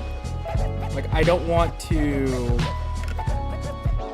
create a stringent paint schedule, if that makes any sense, because when you do that, like, painting is part heart. You know, like, I've painted before like a machine, and I see the precariousness of doing that, which some people can do it for sure, like, and they're good at it. I'm not one of those, because part of me liking my paint job is having fun with it. And when I no longer have fun with it, it starts to become really tough. Try to hobby every other day to some capacity. Yeah. And, you know, when you say the word hobby, that's exactly what it is to me, is I don't necessarily have to paint to do the hobby part. Sometimes it's editing video. Sometimes it's shooting stuff or writing down ideas. Sometimes it's modeling. Like, just yesterday I was putting on some magnet circles on the bottom of my bases. But life does happen. Gets in the way. That's okay. Yeah. No pressure. But yeah, that's what I mean by, like, sometimes I want to hobby, and it's not always necessarily painting. Sometimes it's just gluing, assembly line stuff. Sometimes it's playing a game. Like, I play a lot of solo board games, and to me, I'm like, that's my hobby fix. The painting part, although it is one of my favorites, it's also one of the ones that, like, really depends on your mood. Like, if I paint something that I'm not enjoying, it shows. And didn't want to do that. Let me make sure I have my purple out here for glazes. I also think if it feels like a job, then it isn't for me. One of the reasons I stopped doing commissions felt like job. Same here. Like,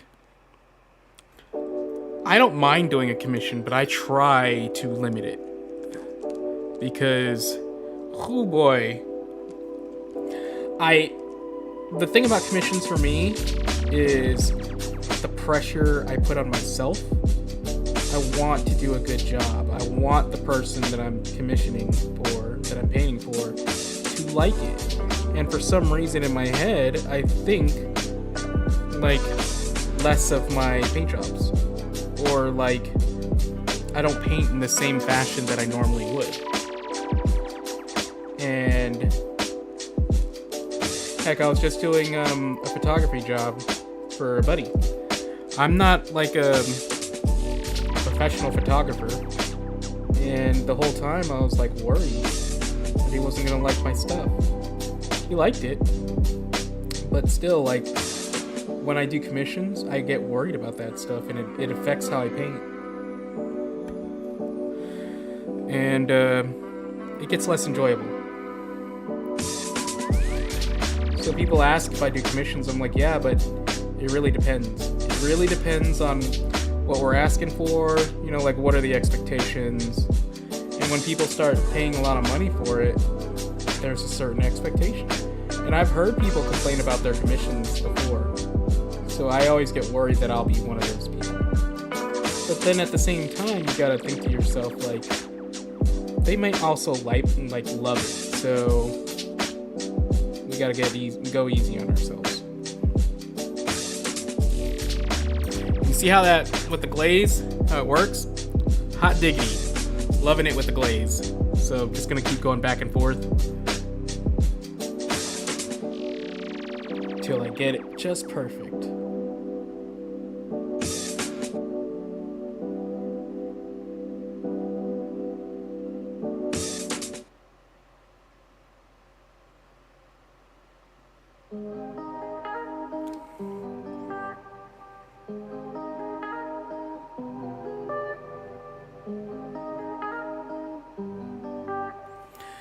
Okay, what did I miss, Mr. Guy? You know what you missed? Everything. See you guys later.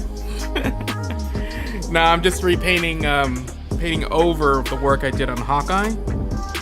Right now I'm working on the pink/purple. I wasn't happy with how he was turning out. I painted him offline, so I decided to use this stream as an opportunity to commit myself to fixing it, and dang it, I just messed up a little bit.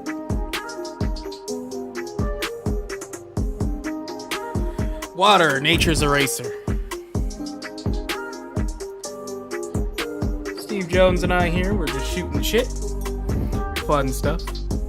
Went over some of his MCP paint jobs. They were amazeballs.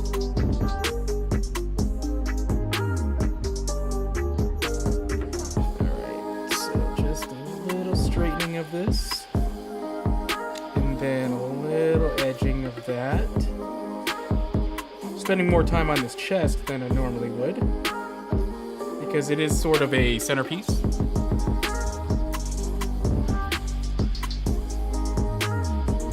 Now we're gonna glaze that down with a little water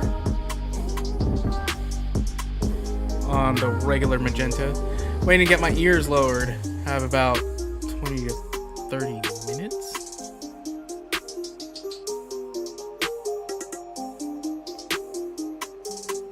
Ears lowered. What is this nonsense?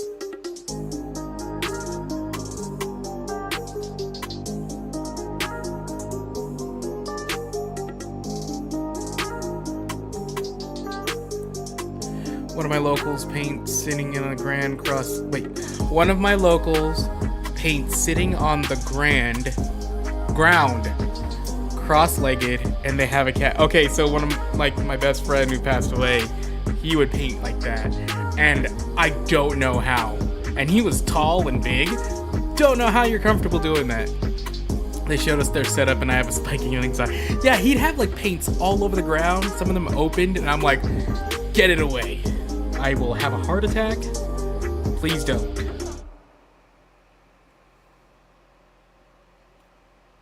Let me get this edge here glazed. This edge here.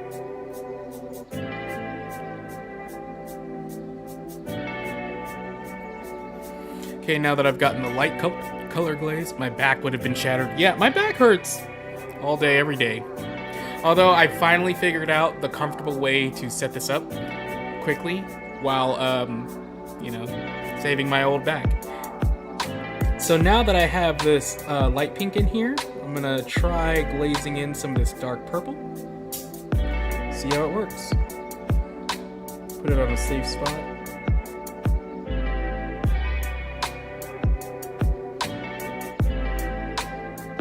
Oh, that's good, that's good.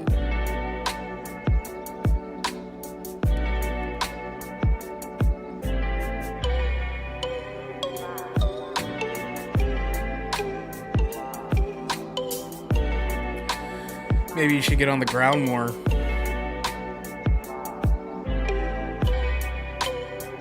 That's the weirdest insult I've ever heard in my life.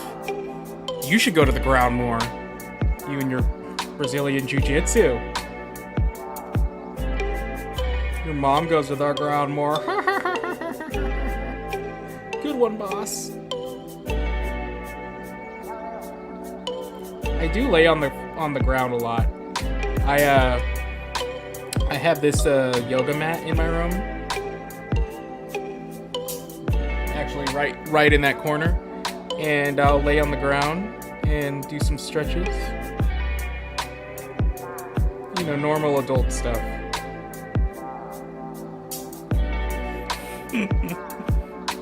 Lotus position when working on the blends. I don't read the Kama Sutra. And I don't listen to hip hop, sir. Just kidding. I do. Occasionally. Lotus position. This is a family channel.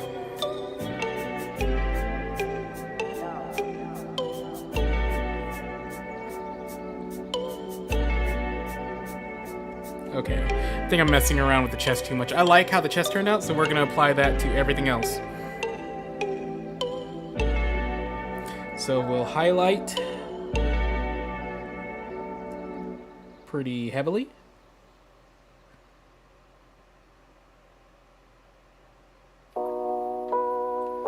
In some areas.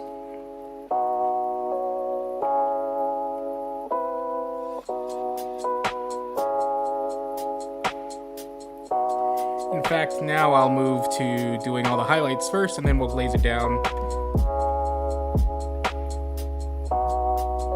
Oof. No one saw that. Every video needs to start with a prolonged stretch and flex before crawling into your chair. I'll have 911 on speed dial for that, sir.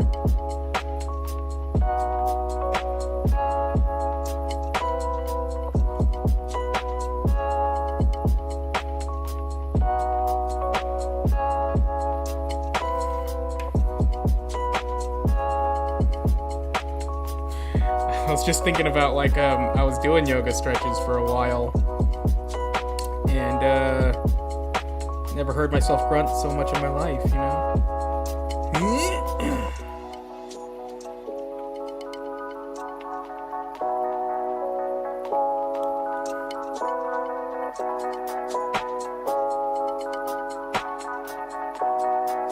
Also, in the sculpt here, I'm just guessing where these lines are because, boy, it is not a good sculpt. Or this is right where a mold line is, and I don't clean.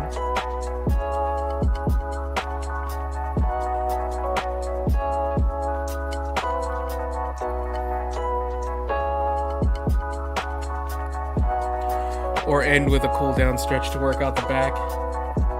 You, sir, are speaking as if you're viewing a healthy person. best stretch I can do for you. Top shelf of the fridge. Post mid-30s routine includes morning stretches every damn day. They weren't kidding about just having random pain for no reason. You know, y'all are making me feel like I am just an old child. Everybody talks about all these things they do to take care of themselves, and I'm like, I just had a barbecue baked potato for lunch today. My health improvement, I haven't taken a nap yet. Again, New Year's resolution, no making noises when entering or leaving furniture or putting on shoes. I got that one. I wear Vans off the walls. Makes me feel young again. Slip-ons.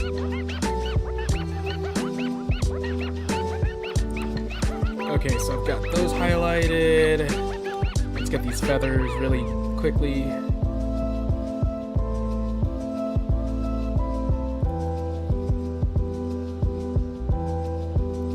Just do some random dots.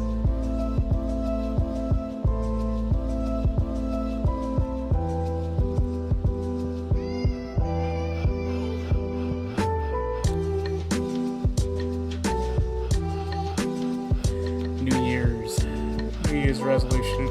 Mine was to be prolific in the video stuff. Like, as in, make an effort to perform more, do more, edit more. Don't just sit around. You know, like, as soon as you're done with one, work on the next. Work on new ideas, try new things out. And don't be so afraid of hitting the publish button. It's been an interesting journey this time. Work from home, so I have ways to get in random stretches, workouts for my own health and sanity. Yeah! That's when I discovered the yoga mat. My last job, I was working from home, and sitting in this chair, like, I discovered, like, out of nowhere, I was getting these random pains in my back that would never go away, and I used to think, like, oh, you know, it'll go away with time. No, time is what made it start. And I spent a very long time sitting in crappy gaming chairs, you know? So then I got a good office chair, and thought then it would go away, and nope, realized it's never going away, so gotta start taking care of your back more. So I started 5-hour streams. Move more, eat less, feel better. Really hate how much that works. I am eating better potatoes. That is a thing.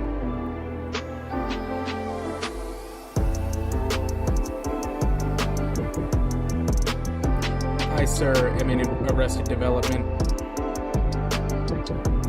Suffer from Peter Pan syndrome.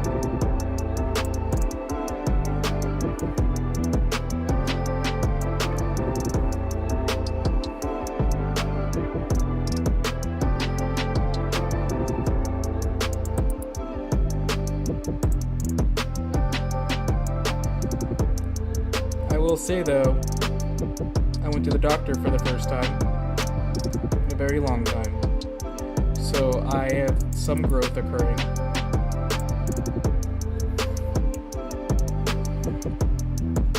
I wouldn't say I'm the most grown up here, but some would.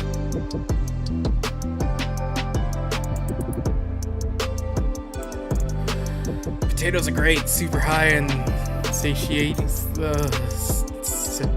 scale. Words, fancy words. Emotions. Well, it's slathered in butter, sour cream, chives,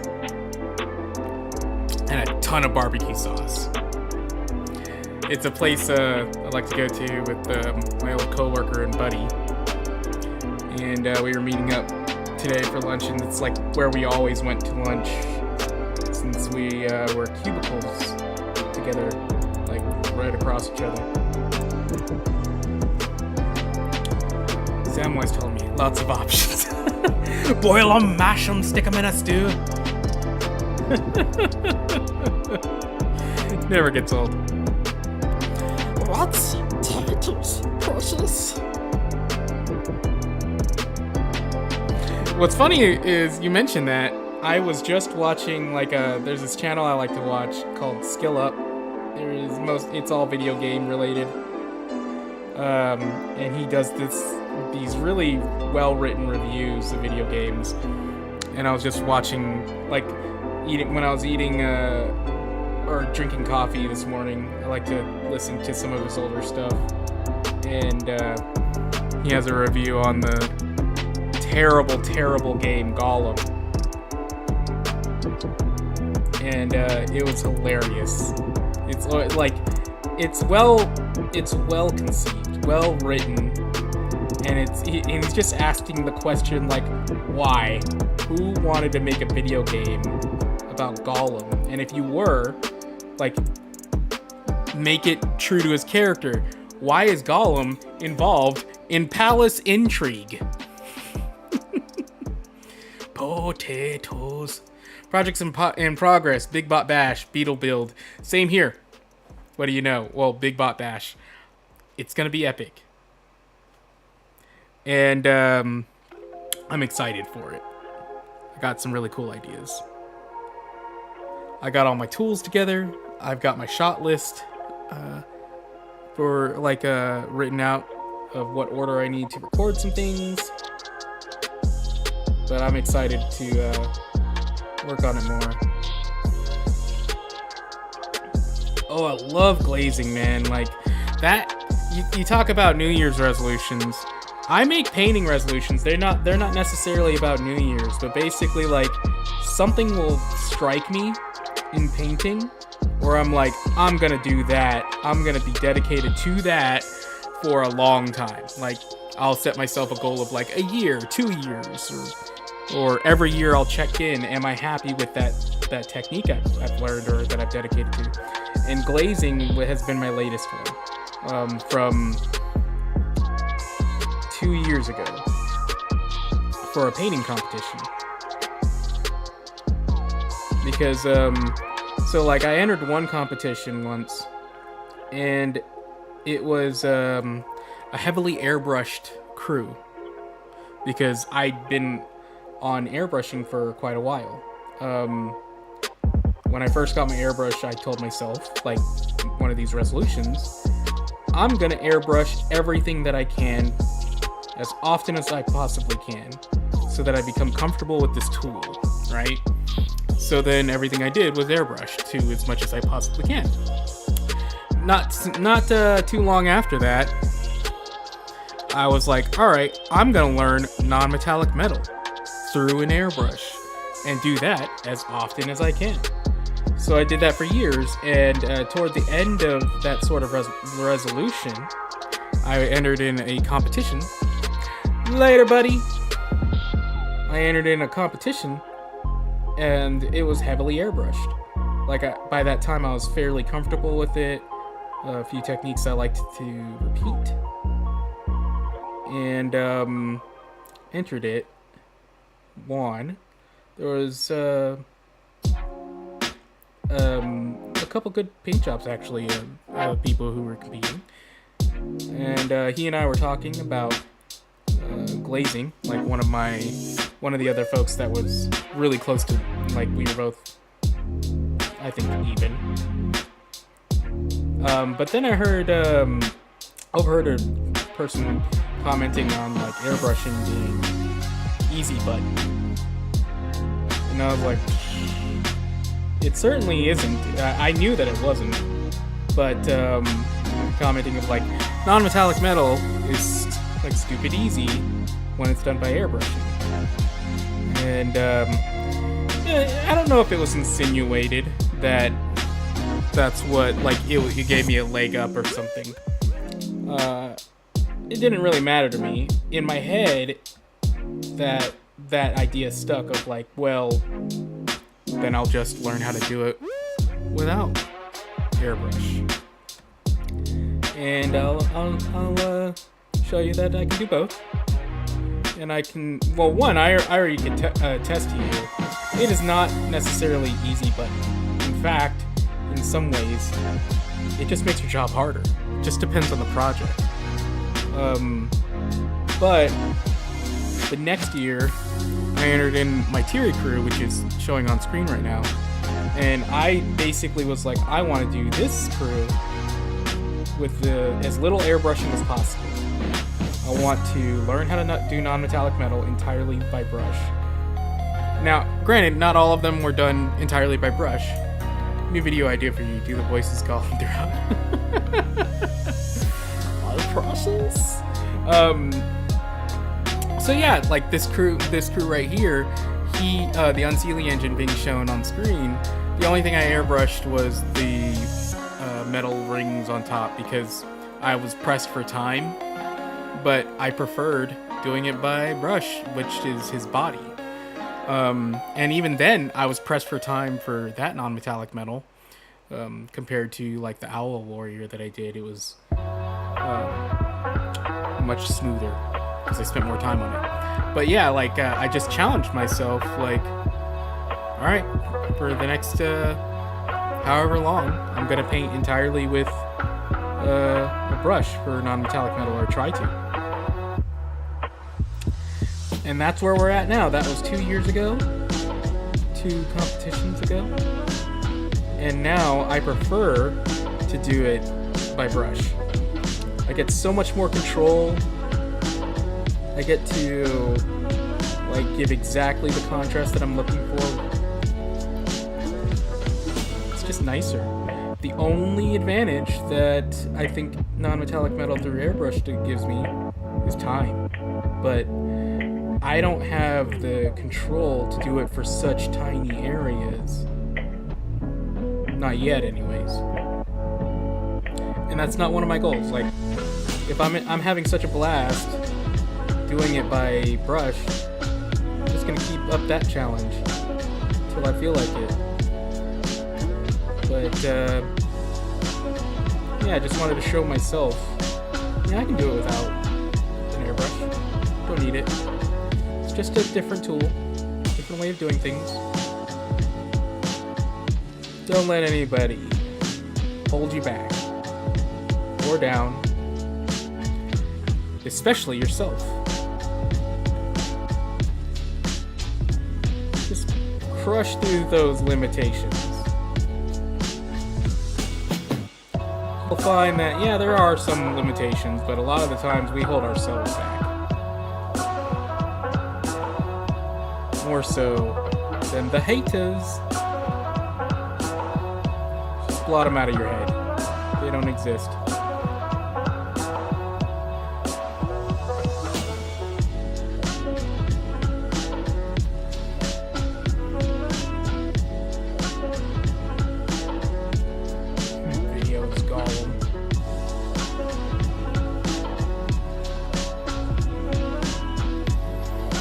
Okay, I think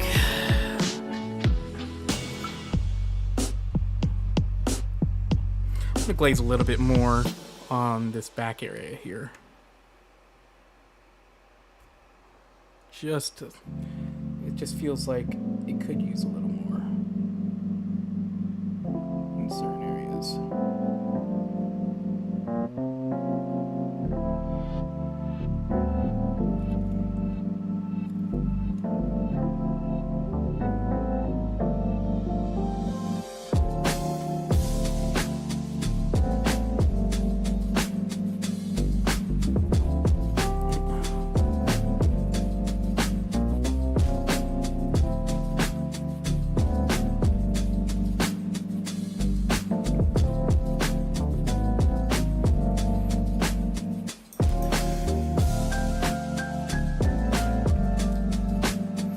That's a purple I can get behind.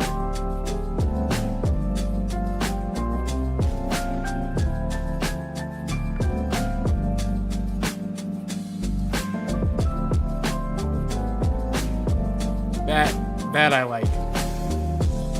Now let me do a bit of highlighting here for the bow.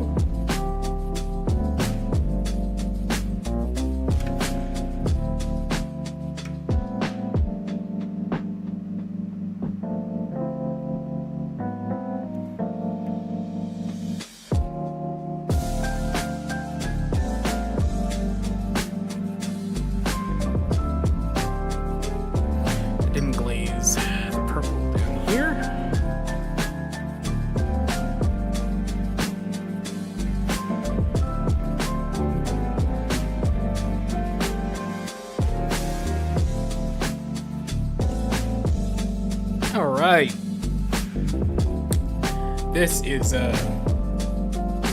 it's turning out all right. Now, things we'll have to do. Like, I'm definitely not gonna get them done tonight, but we can do the non-metallic metal. Maybe we can do the hair for sure. We finish up the skin and stuff, and then the black on them. But I will say this: I'll really have to pee. So what I'm gonna do is I'm gonna put it on a break for a couple minutes. Let's everybody, you know, do some bio breaks, get some water, and we'll be right back.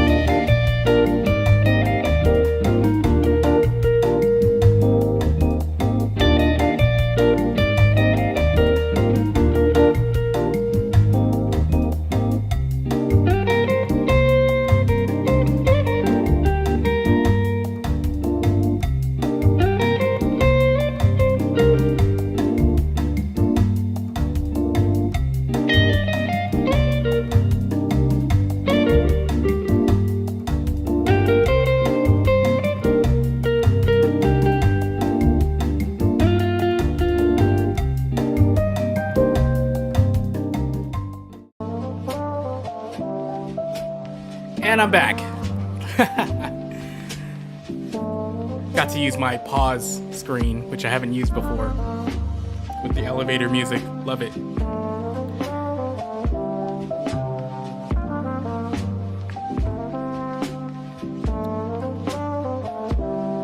Okay, let's look. What do we want to do next? Let's do the hair. Let's go with... He's a blonde, right? So... we'll just throw in some heavy gold brown right here. I love this color for blonde hair. I love this color for gold.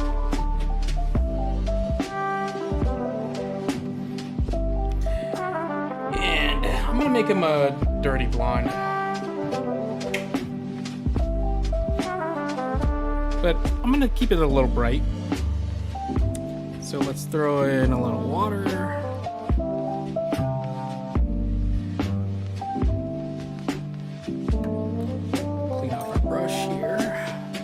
Throw in that blonde.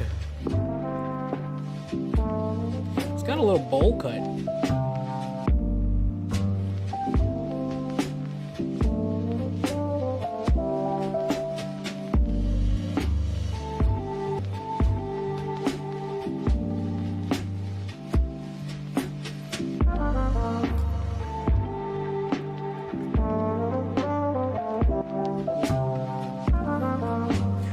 elevated me, just bounce. But then I was like, you know what though?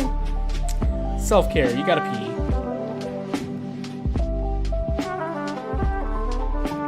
It's probably not good for your kidneys to hold it in. Oh, got a little bit of yellow on there. Let me clean that off. Uh-oh. I have to make a repair.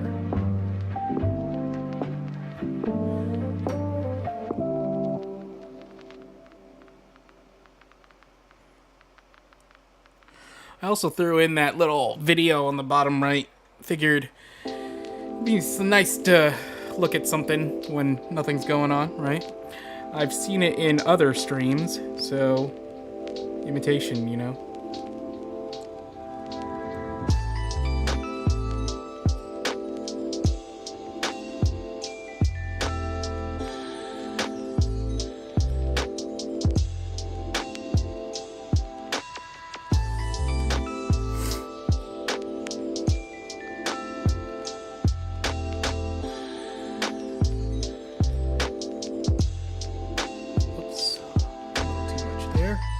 That's fine. I really should clean up my models before spraying them. These ones I didn't even look. I think I might have just given a rough look and go like, yeah, that's fine. Now I'm like seeing every mold line. Any other YouTubers you like to watch for hobby content? So, honestly, I don't watch too many. Not anymore. Since I started creating on my own, like I slowly stopped watching because I'm highly influenced whenever I watch stuff, and like the latest stuff I'll watch, I'll unknowingly copy their stuff. And I don't want to do that. I want to try to make my own stuff. So I've kind of decreased how much I watch, but I have talked about a few that have been big influences on me. My favorite and that I have been rewatching is Marco Frazzoni from Not Just Mecha. I love his artistic take on stuff. Love his voice. Like his voice is just, I love it so much. I mentioned him quite a few times. The other one I will watch is Next Level Painting. Although I've noticed he mostly does live now. Live videos and not so much his scripted content, but I watch a lot of his old stuff over and over again because I love his style and I love his approach to painting. It's very factory. He still has his signature, like his look, and it's very much the look I like, but he can crank them out, man. Like, and every time he tackles a new subject, a new type of painting, he comes out with like graffiti-like finishes. I love that look.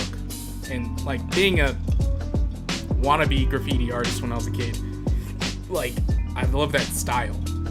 Like very poppy, like very bold look. So he's a big Kenny Boucher on the literal best of all days. Ancient Chinese secret. Yeah, I love his stuff. And it's funny because when I started getting into making content, I started with Twitch. Just like in my mind it felt like he's a local. Heck yeah. If you ever see him, tell him like I said hi. He doesn't know me. But I will say that like when I started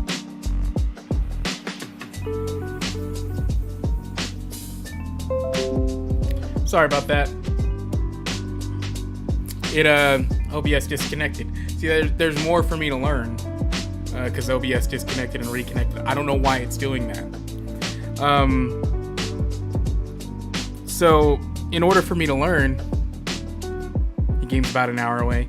Yeah, like in order for me to learn how to operate this, I just like to learn by doing. So I started Twitch streaming, and you know, like the best ways to learn are just watch other people do it and then do it. The stream. I don't really know very many creators or follow like that way. I usually just kind of paint on my own. So I was like, first thought, Next Level Painting. Found his Twitch channel. He was live at the time. So I just instantly started watching him. And I didn't know how I still don't really know how subs work. Like what you can do or whatever on Twitch. So I just like was like, all right, I'm gonna subscribe to Next Level Painting while he's live, and then it just pops up, Subpar Ninja subscribed to you, and he was like, thanks for the sub, Subpar Ninja, and then moved on, and I was like, oh, he mentioned me. And like that's when I instantly got like, oh, like this is what Twitch is all about. This is why people like are on the platform, because they can interact with their favorite creators one-to-one. Like imagine if when we were kids we got to Twitch stream with Arnold Schwarzenegger or something, you know, like he's my hero, and he'd be like, hey, thanks for the sub, Subpar Ninja. Terrible impression, but like disconnected me and reconnected me again. Wait.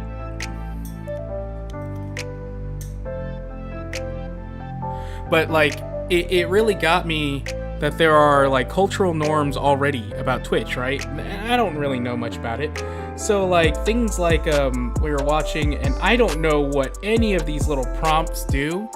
Like there was like this, you type in exclamation point something and something will happen.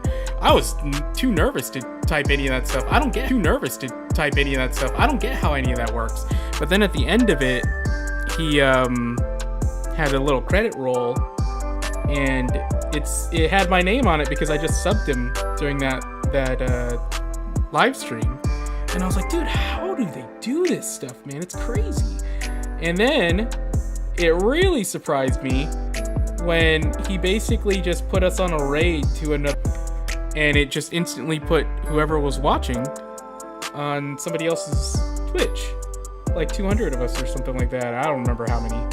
It was a lot. And then we raided somebody else's, and I was like, what is going on here? Like this the whole going on here. Like this the whole other world of social media that I don't get. I barely understood MySpace, man. So I did it on Twitch for a little bit, and he was part of the inspiration, like just watching him do it, and like I kind of got like the appeal, you know. So he's another one that I follow closely. Not follow closely, but like that I watch. I also like to watch Sarastro painting guides, because it's kind of like a really, really well executed channel. Like really well done. And it's just right to the point. The dude's voice will lull you to sleep. It's so sweet. And like he paints very, very well.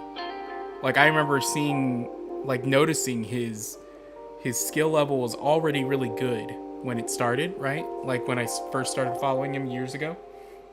And then it just started elevating, and now it's gotten to a point where I'm like, so good, such good painting, and the guides are so well done, like so well done.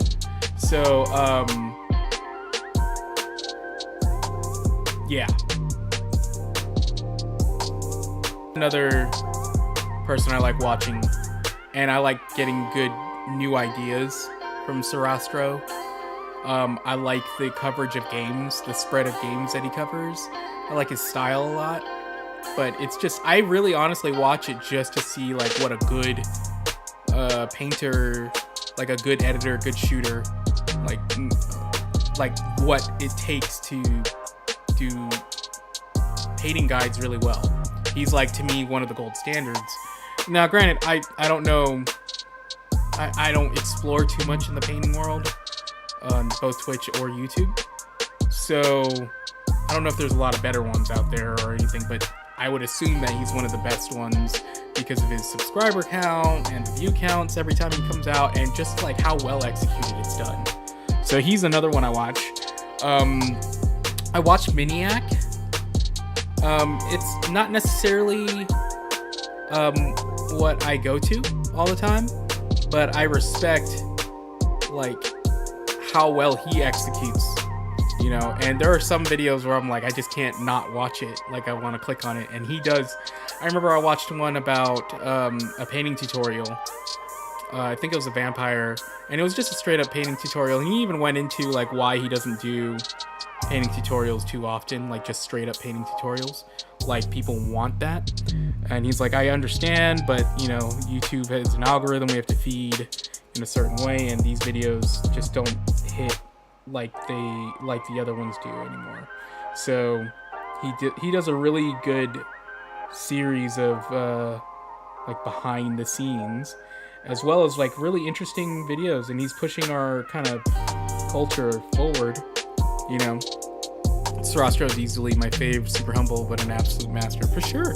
He's just straight to the point. Like, here's a good painting video, like straight up. Like me, I rely on gimmicks and like having a fun time. Because in my head, I'm like, I'm not the best painter, and I probably can't do the best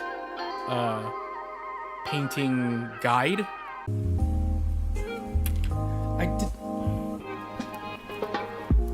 I don't know why.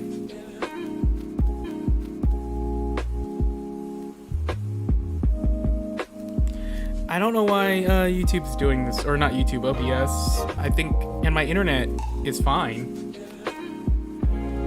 They just did some repairs on it, maybe that's why. Don't know why it's doing that. But, okay, so outside of that, OBS, yeah. OBS is being mean. My streaming quality, it's saying that it's not smooth, it's not receiving enough video, but my internet's fine. Like, don't know. So, moving on. Besides Sarastro, another one I like to watch is Goobertown Hobbies. He's like the Bob Ross of painting, and he does really interesting content as well. And I respect the fact that, like, he's a good painter, but he's not trying to show you, like, being the best. He's just, it's like hanging out with a good friend that paints. Like, it just feels warm and inviting, and I like the wholesome content that he's doing. So I like watching his stuff. And I remember at the beginning of the pandemic, he had this video where he was just kayaking and talking, and it was so optimistic and so like wholesome. Like, it was, I had so much more respect. I already had a lot of respect for him and his channel and what he was doing, but I got even more after his little talk. Like, because we were all freaking out a little bit at that time. Some of us still haven't recovered. But, like, his words were really inspiring to me. I'm gonna paint a little bit gray here.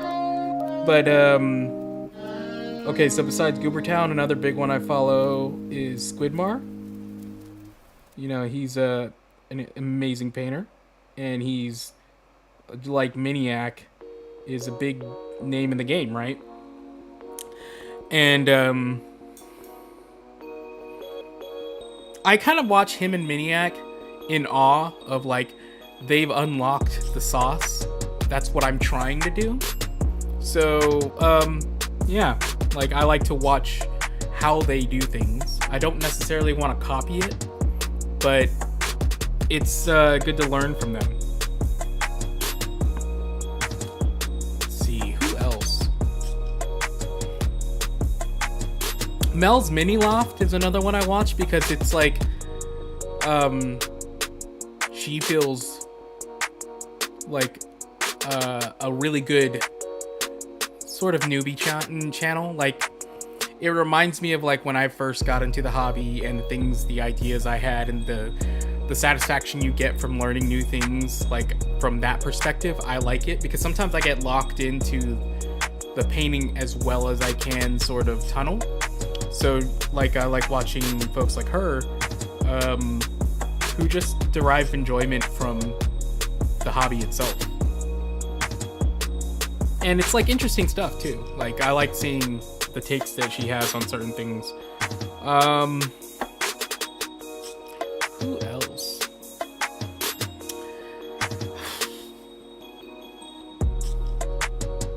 I can't really, like, it's, I'm drawing a blank on a lot of things besides that, but, yeah, like, there's quite a few content creators. There are a few that I've recently run into that I can't, like, name. Like, I watch their stuff, but I'm not. It's just like bands and song names. I'm really bad at remembering that stuff. I miss Lester as well. Lester Bursley. He was one of the first ones I ever watched. Man, I miss his stuff. I wonder what he's up to. Of course, I watch some Angel Heraldez stuff, but he makes me feel bad. Awaken Realms old painting tutorials. Yeah, I like wondered how they got their paint factory going, because it's like a factory, man. Like their paint jobs before they were like really big into the board game scene. I remember following their work on The Edge, like their game, and going like, how are you doing this? This is a lot of work. They operated so well, like as a company, knocking out all those paint jobs for commissions. And they had like a lot of painters, and they would keep a consistent style.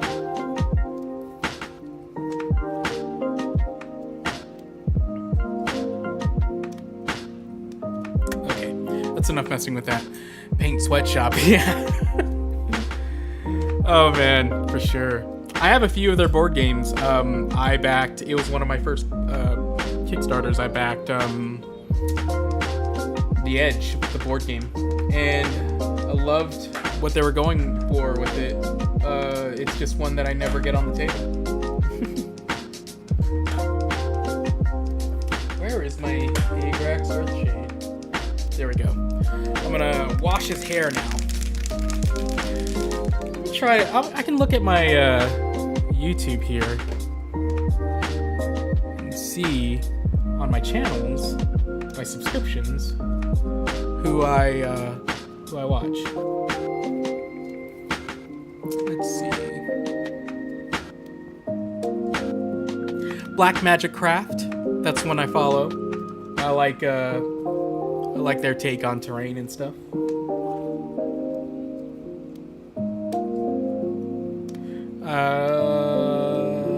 Flame On Miniatures for when I want to feel bad. Because, that's buttery smooth, his paint jobs. Let's see. Goobertown I mentioned.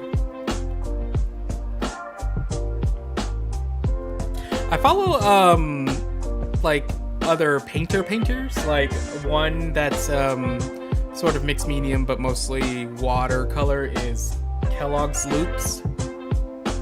That's one I like. Kelsey Rodriguez is an artist, creator, that I follow.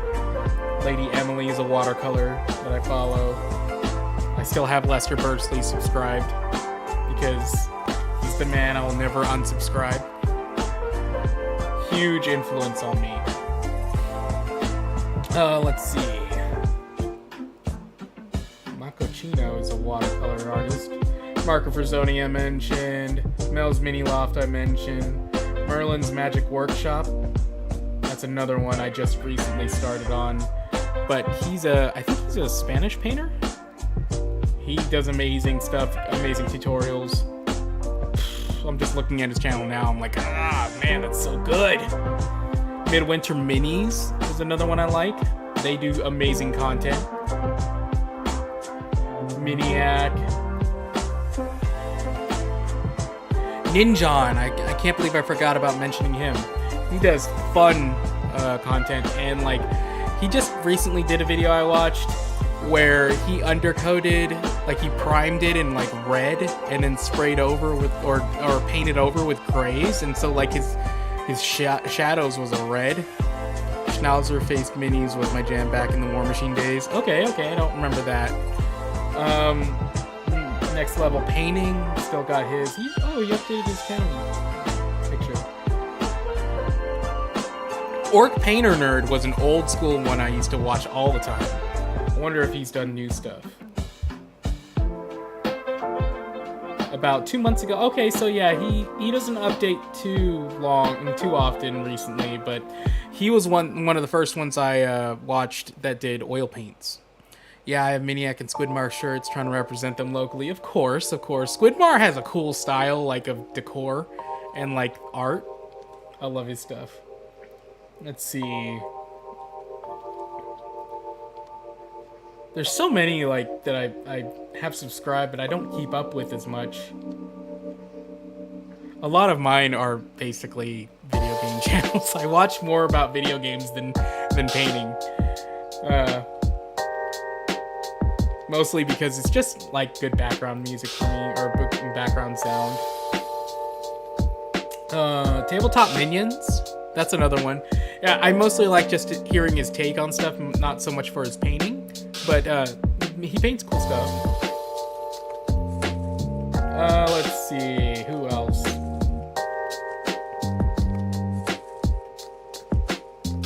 There was one that was just in my brain. Just one in my brain, and it just leapt out. I was talking about Tabletop Minions. It'll hit me later. He does a lot of battle reports, and I think he's from Canada, but he also does painting streams and stuff. Dang, now that's... Oh, another one I just subscribed to, Zumikito Miniatures. He's like high-end stuff. He's got 215,000 subscribers. He's insane. He does really cool things. But he's like high-end. Like I'm nowhere near like that. Man, I'm trying to think. I'm just gonna blank. But yeah, that's some of the stuff I'll watch, you know. Do have a few video game channels, Jonathan Ho and Cult of Paint as well. I've heard of those, haven't watched it myself. Sumikito's beard is my inspiration. Yeah, I only got this little Asian thing going. It's Fu Manchu. Alright, I'm gonna wash the hair with this Agrax Earthshade.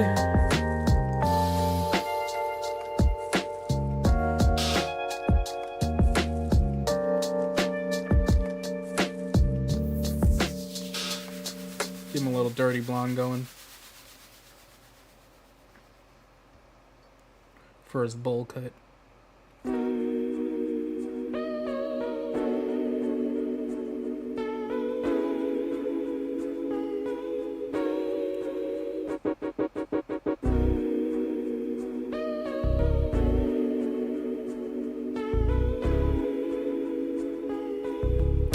Mine is slightly more than yours, so not much better off in the beard. Yeah, man, it's like, oh, and I didn't grow it for most of my life because I didn't think I could grow anything. And then the pandemic hit, and I just let it happen. And now I'm like, all right, well, the lights don't help, but it's definitely more, I don't know. I look like a bum. And I grew my hair out too. I used to be clean shaven, clean cut. Now look at me. Alright, let that rest and dry. Oh, you know what? I need a little bit more definition down here.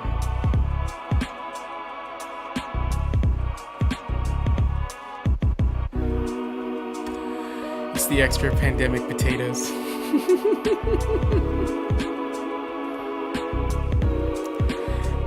Man, I am so slow at painting. It's insane. Absolutely insane. Well, while that's drying, I guess I can paint the black. Let's get some of that black. Part of me painting live stream, starting a painting live stream, was for me to get a little bit more efficient and more on the ball. And I'm not. Not at all.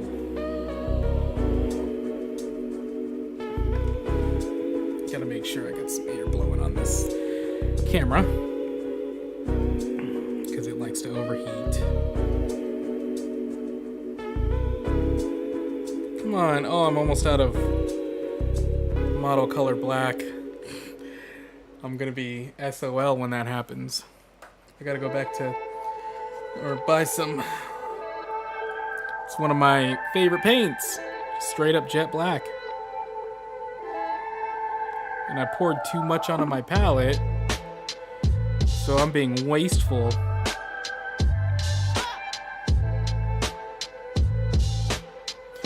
So even though I painted a lot of this dark gray, which can give the impression of black, I'm gonna have even more solid black stuff.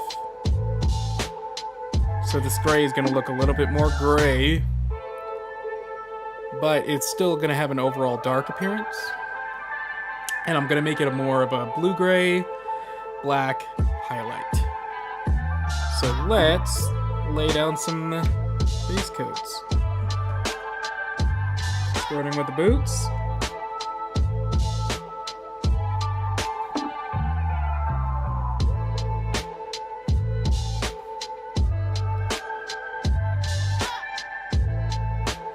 Probably should have gotten the bigger brush, but I'm already working on it, so.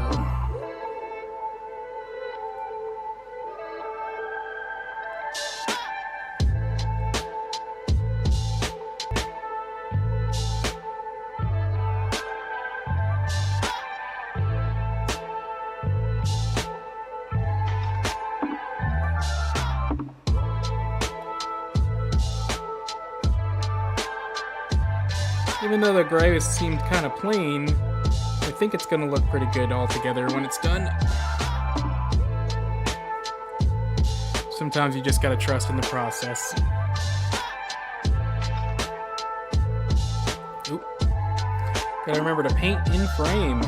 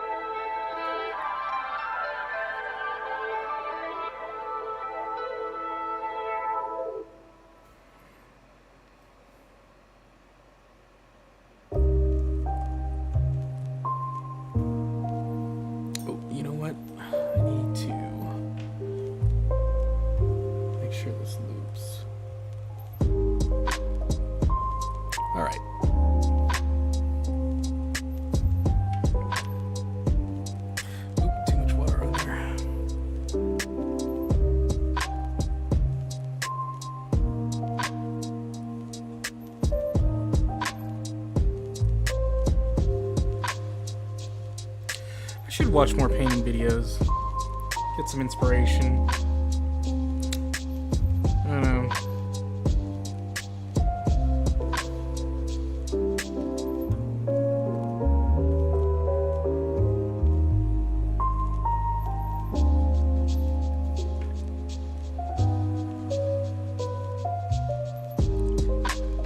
It's just like when I watch stuff, I tend to want to watch something different. I used to watch a lot of painting videos back in the day, but now not so much. Just want to hear people talk about video games. Video games that I will never play. Like, I watch a lot of videos about Elden Ring and Dark Souls and all that. I'll never play those.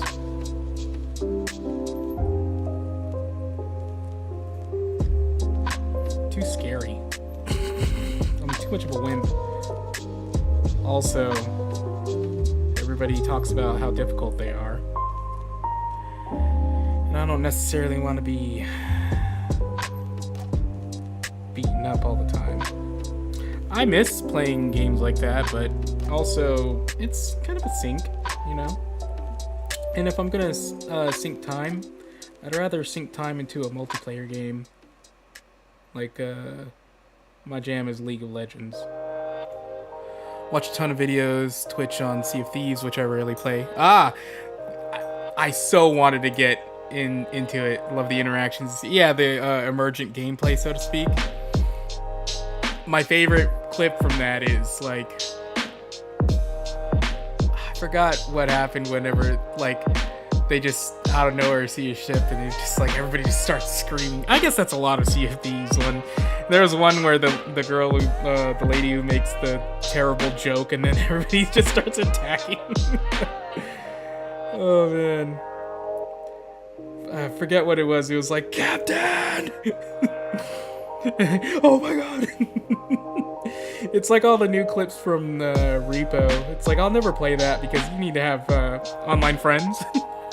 But like, some of the stuff that happens in those games is absolutely hilarious. It's just so good. And it's like, it's just a sandbox for pirates. Yeah. And I just get so amazed to like, especially like that this is the landscape. People can make content about video games. People can make a living off of video games. And like, I'm just remember sitting by myself playing Donkey Kong Jr., trying to be as good as I can at that game. But now you look at what's happening. It's insane. It's so crazy. Like, people can make their living off this stuff. People can have stories. People have met and gotten married over WoW and like, insane. You know, oh, thank you so much, my ASMR video being hilarious. It was it's an idea I've had for a long time, and I just finally decided to make a video about it. Like, I couldn't think of, like, I have the footage from me painting that entire crew back in October, and I was like, how am I gonna make painting this dragon interesting? Because I don't think, honestly, a lot of it was interesting painting wise. It was a lot of airbrushing, which is not something I want to make a lot of video about. And so I was like, well, I've had this idea in the back of my mind of falling asleep to videos because for a while I couldn't sleep and it drove me nuts. Like, I was going through a lot of stuff and I just like was not able to sleep. And I'd maybe get 2 hours of sleep at a night. And when you do go through that, like, for weeks in a row, you go insane, man. It's insane. So for a while, I was trying to watch like all these things to go to sleep. Oh, thank you. The breakdown on the gold non-metallic metal was a nice change of pace. Nice change of pace using the airbrush. Yeah, like, so I like watched a lot of like sleepy time videos. And one of them would be like singing bowls. Another one would be like ASMR stuff. And sometimes it would work, and then the next day it wouldn't work anymore. Like the singing bowls one. I remember the first time I listened to it, I finally got to sleep for like 3 or 4 hours. And then the next day I was like excited because I was like, oh, it worked once, it'll work again. And then I was just listening to singing bowls for hours. So like, I also noticed some of my favorite content creators, like one of my absolute favorites, I don't know if you'd be into him, but his name's Cat Icarus. Don't know if you know him. I didn't know about him until after the pandemic, and I would have never watched material like that. I would have never watched content like that because I thought it was dumb, like brain rot kind of stuff. But it auto-played, and I listened to it, and it's like now he's one of my absolute favorites ever. Like, whenever he makes videos, I like make it a point to watch it as soon as I can and watch the whole thing uninterrupted, and it's long. But he hasn't updated in a while. But then I noticed, like, during this period where I couldn't sleep, that he also had a channel where he takes the same content and makes it where it's like there's no loud peaks or whatever. It's called Caddy Sleeps. And it just it fascinated me that like there's, once I started watching that, it started feeding me in the algorithm all these other content creators I like that would make content for you to fall asleep to. And then I didn't realize it was a big trend. So that's when I first got the idea of, you know, making painting videos to fall asleep to, like legitimate ones, not so much making fun of it. But then it led me to making ones that make fun of it, or a parody, right? And then I like looked online, like, are there painting ASMR videos? And I think I hit one, and it wasn't necessarily my jam, but it did remind me of like all the times I like was laying there staring at the ceiling, just going like, just go to sleep, man, just go to sleep. It really drove me nuts. And then I finally went to a doctor, because I don't go to the doctor very often. Got some medication, and what do you know? Medicine works. And it's been been nice ever since. But like I for those few months, man, I was going insane.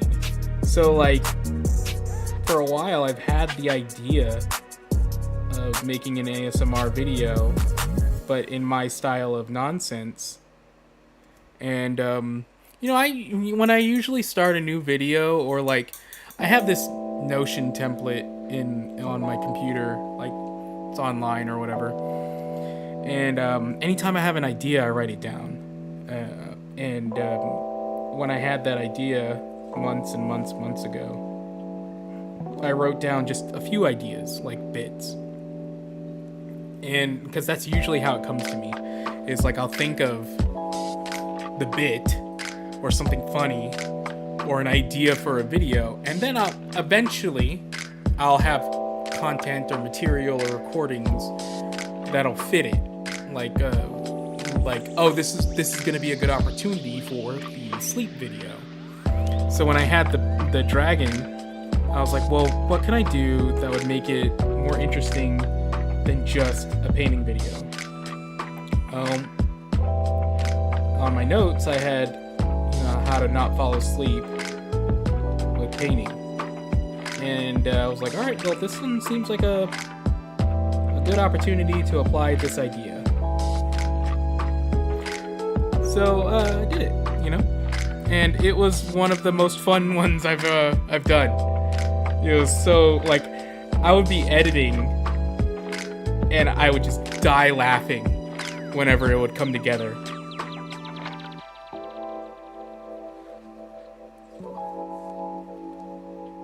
Like whenever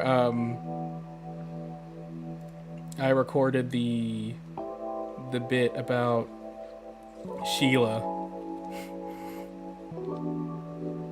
when I wrote it on my script, like I had the idea. I wrote the idea, the line that I had in my head down. I laughed when I wrote it. Then when I wrote it actually into the script, like seeing the context, I laughed. Anyways.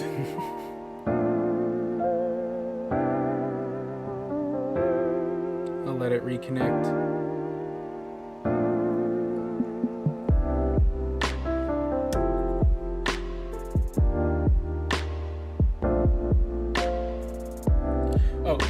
But yeah, like the turquoise commercial was one of the first ideas I had too, and it just was like one of the first videos I did. I did a little bit about grabbing a fresh bottle of turquoise from the yard in the garden, and turquoise is one of my favorite colors, so I thought it'd be a funny little thing if every time I do turquoise, I just keep getting a little bit more and more elaborate with it, just as a little bit.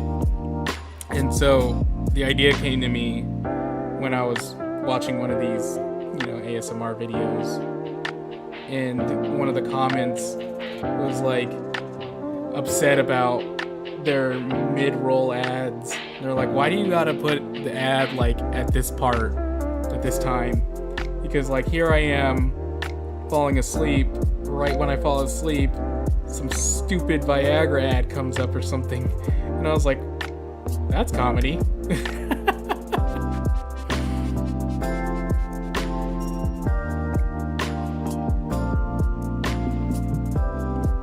Now, granted, I'm not the first person to make, a little fake medical device advertisement or whatever, but I don't know about too many miniature painters doing little bits like that.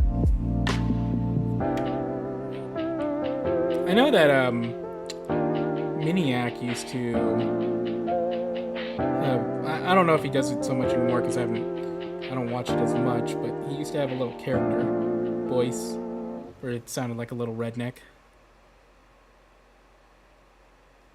little country.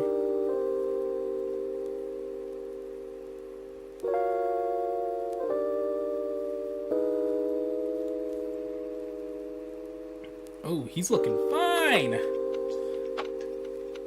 Putting on this black, it's nice.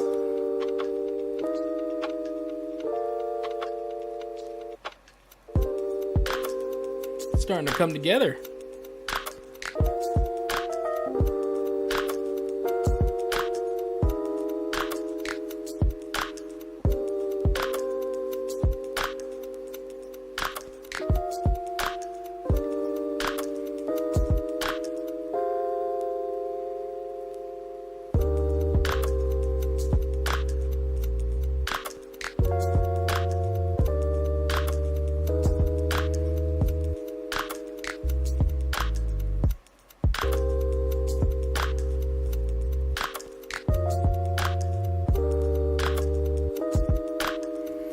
Whew.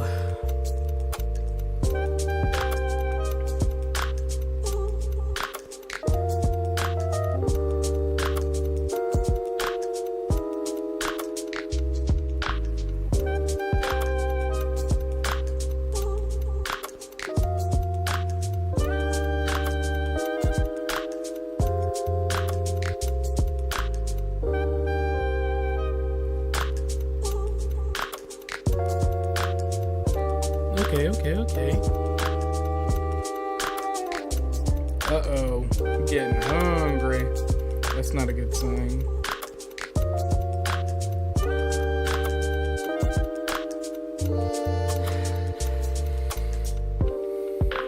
I might have tacos tonight. Who knows?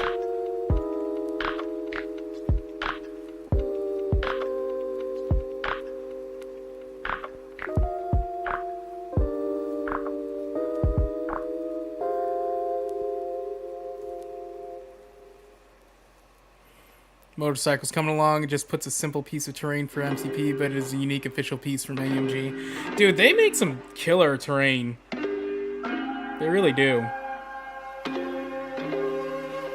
I mean, I only have the original stuff, but like I've peeped a few. Like, I get really tempted to get the Sanctum Sanctorum. Comes from the Wolverine Sabretooth Rival kit. That's another. I like the Spidey one with Doc Ock. But like, I get really tempted to get the Sanctum because it's their scale's bigger, right? 30 something mil, and I think it fits perfectly with Malifaux. But it's a bit pricey, so I've held off. But I have other buildings that would fit the aesthetic of Brownstone. 40 mil. Wow. But yeah, like, I have some other buildings that would fit perfectly with it that's, you know, slightly out of that scale. But the other thing too is that Brownstone sort of it can also kind of fit Victorian, like Malifaux. I just love that building. That building looks so cool.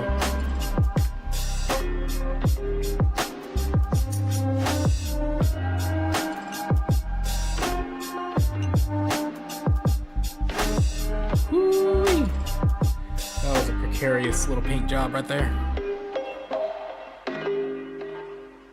I love this paint. I love Vallejo Model Color Black. Such a plain color, but like it goes on so well when you water it down really well. It's just like one single coat is all you kind of need. Usually it's pretty matte. I think I might have not shaken it enough. It's probably because the bottle's low. You know, it doesn't get, like, even though I have a little agitator, it probably, I just need to get a new one.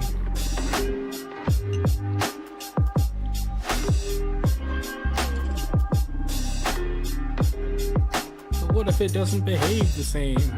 That's what I fear about getting attached to like GW paints. They change their formula all the time. It's a little frustrating. I want like an old Italian man who makes paints the same way for 1,000 years. That kind of paint.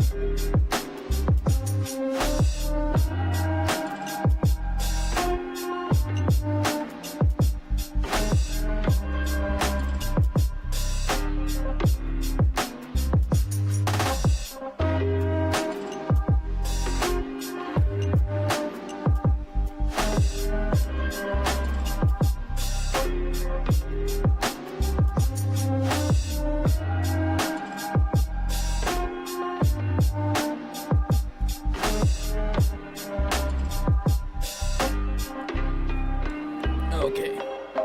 Now this is the part where I'm gonna have to get a little careful. Don't want to mess up work I've already done.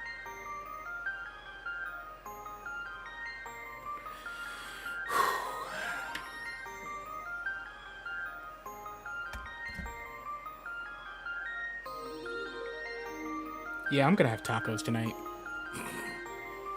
I love tacos.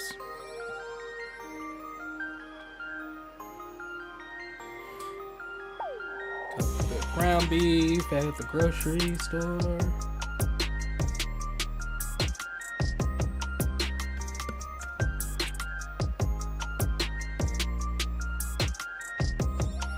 Yeah, I'm definitely not gonna be able to finish him. But hey, that's what next time is for. Let me lay down all the black, finish his hair, and the sunglasses. I'm wondering, should I have his bow in? I might probably stick to it, but his bow in here is shiny silver metal. I think I'm gonna stick to that. I was contemplating, should I make it like carbon fiber black? But I think I'm gonna stick to that so that it stands out, because he's already got a lot of black. Got a lot of dark stuff around him. Alright, so then let's paint the shafts of his arrows.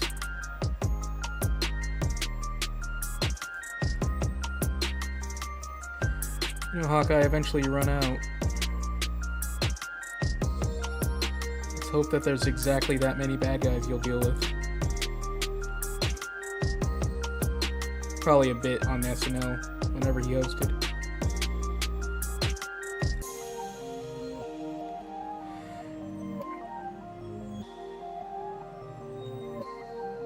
I wonder if I'm the only one who didn't like Age of Ultron. I'll rewatch it. It's not terrible. It's not the worst. But like the criticisms that Thor 4 More Thor, what was it called? Thor 4 or Thor, I can't remember which one that was called. The one with Natalie Portman and directed by Taika. Terrible. But the criticisms people had of that, including their own director, was like they improv too much. They tried to be too funny or whatever. That same note is what I got when I first watched Age of Ultron. Like, it was trying really hard to be irreverent. Like, whenever Thor was like, I am Thor, son of Odin, blah, blah, blah, I'm running out of things to say. You know, like, by that time I was, like, groaning. I was like, yeah, man, it's everybody's Tony Stark. But, I mean, it's not the worst one. But it was one that when I was watching it in theater, I was like, man, we're getting a little crazy here with the writing. So I wonder if I'm the only one who thinks that, or thought that. Probably not. You know, there's plenty of Marvel critics. I think it's good fun.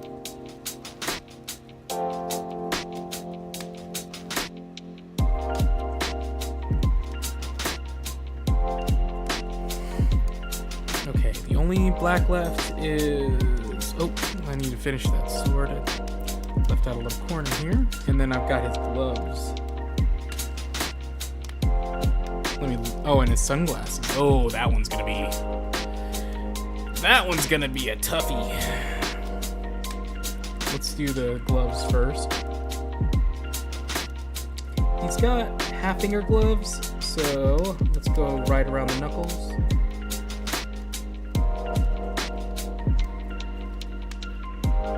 See how that looks.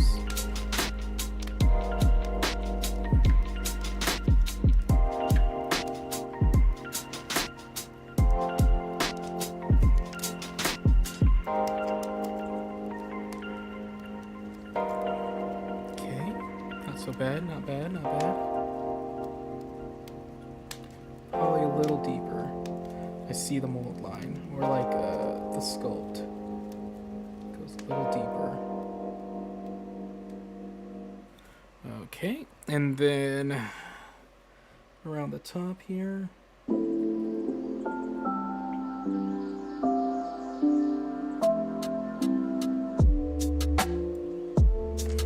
Now other side. Follow that up.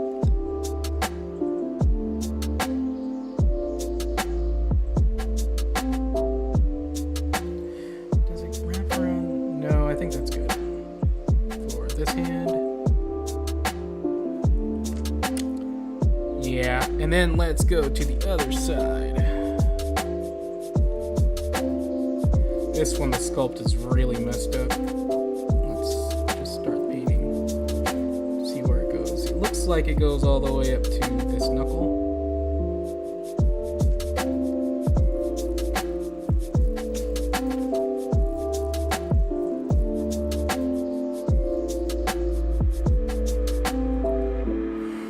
Okay. Now he also has it. Oh, I see the sculpt here. This far, and the thumb goes right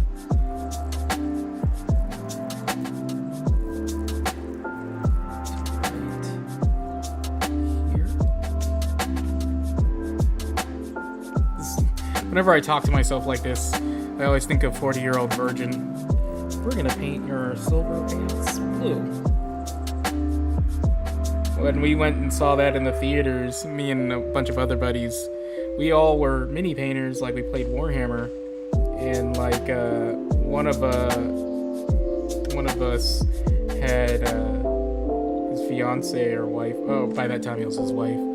There watching with us, and she wasn't right, but she knew we all were. And then whenever he was painting the mini, he said, "I'm gonna turn your silver pants blue." Like, all of us looked at each other. And then she looked at us and laughed and pointed, of course, which is hilarious. But then again, all of us were like, he didn't prime it.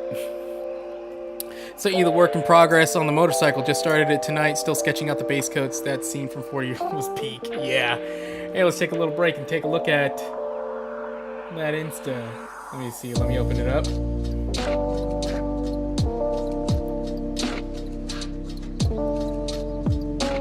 Heck yeah! Oh, that's a cool bike. I would ride that.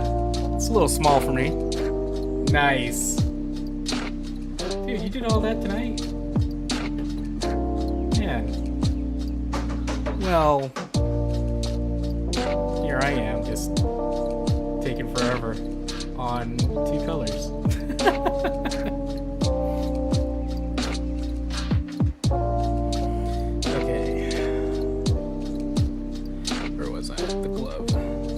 Good job, bud.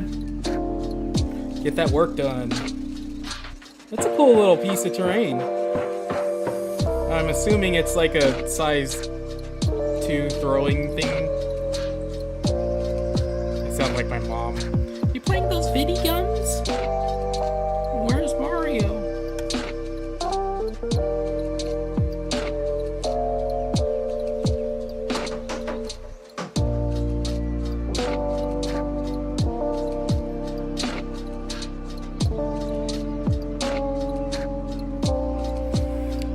Cheated on the silver parts. How so? Oh yeah, you're doing non-metallic metal, right? Dude, that looks like metallics. If so, good job. You tricked me. Trompe de l'oeil. That's French for I don't know.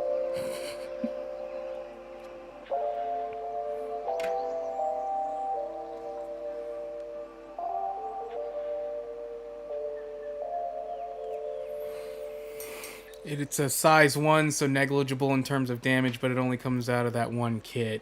Well, like, the thing too, though, it's a good way to get past, like, defenses and stuff, right? Like, to put some little plink damage on something that doesn't require a roll, or that they can't use defensive stuff on.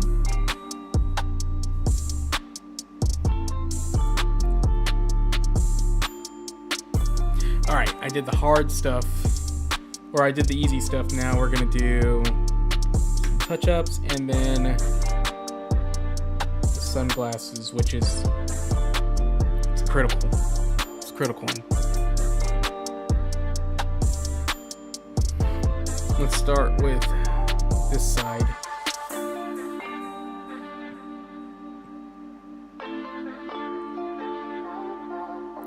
I might go dark on you guys, or quiet.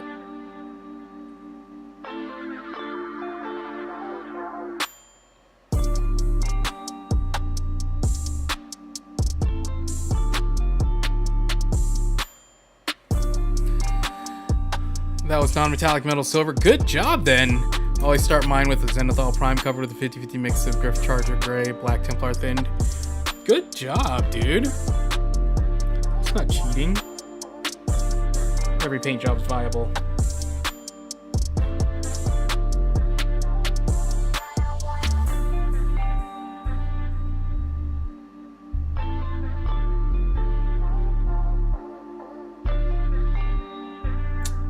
Dang.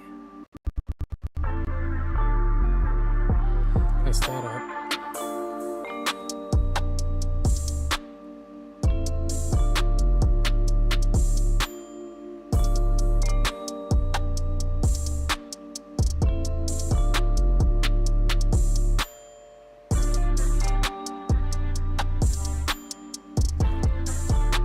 Well, I could fix that.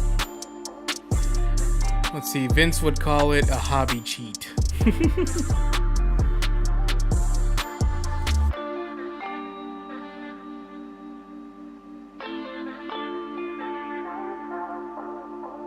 That's like a trend I'm noticing is like, and I'm sure it's not just this hobby, just in general.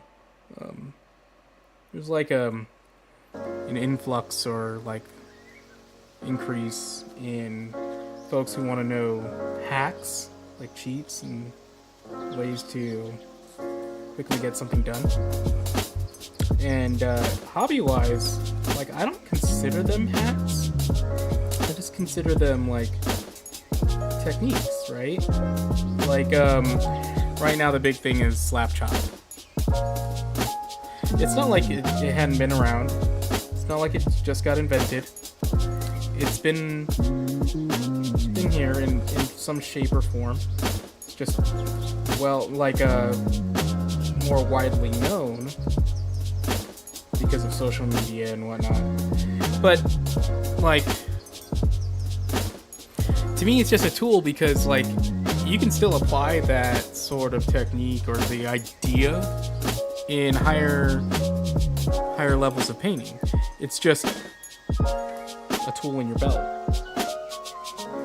It's just like dry brushing. It's not like dry brushing is like better or worse or beginner technique, but the marketing of the techniques, it's like hobby cheats, quote unquote, or like become a better painter faster. To me, I'm like, it feels a little cheapened when we market it in that way, but to each their own.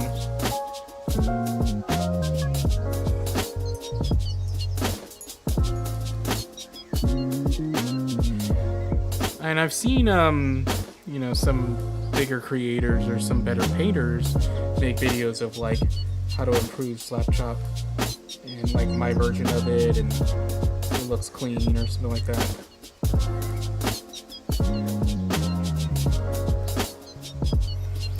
Oh, this is a cool cat. I don't know. Everybody's got their own flavors, what they like and don't like. Dang. He's coming together. He is coming together. I like it. I like it. Oh, missed a spot.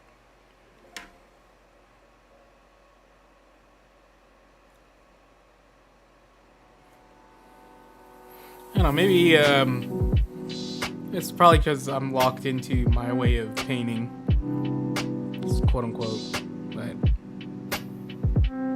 I don't know, like I remember wash painting, which is very close to slap chop, coming out whenever Secret Weapon and Lester Bursley came out with their wash line. Like I remember reading articles about it and watching some videos on it, and I tried it myself. It was a little muted for my taste, a little dull, but when contrast paints came out, I think it became a thing again, because it has a stronger pigmentation, I guess. So you can have a more vibrant version of wash painting. But for me, it's like it's a variation of oil washes, oil painting, almost. And you can make it look pretty sweet with a little bit of highlighting.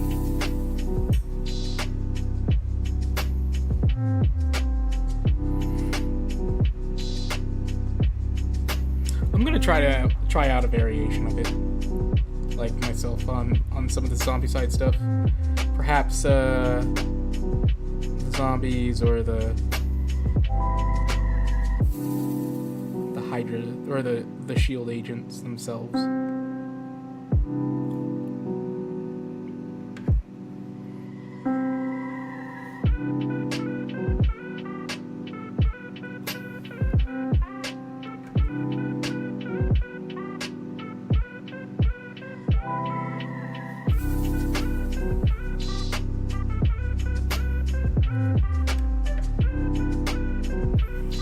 Both slap chop and contrast, I just recall some people being gatekeepy, scoffing at someone choosing to paint that way. To me, a painted mini is always better than an unpainted one. Exactly.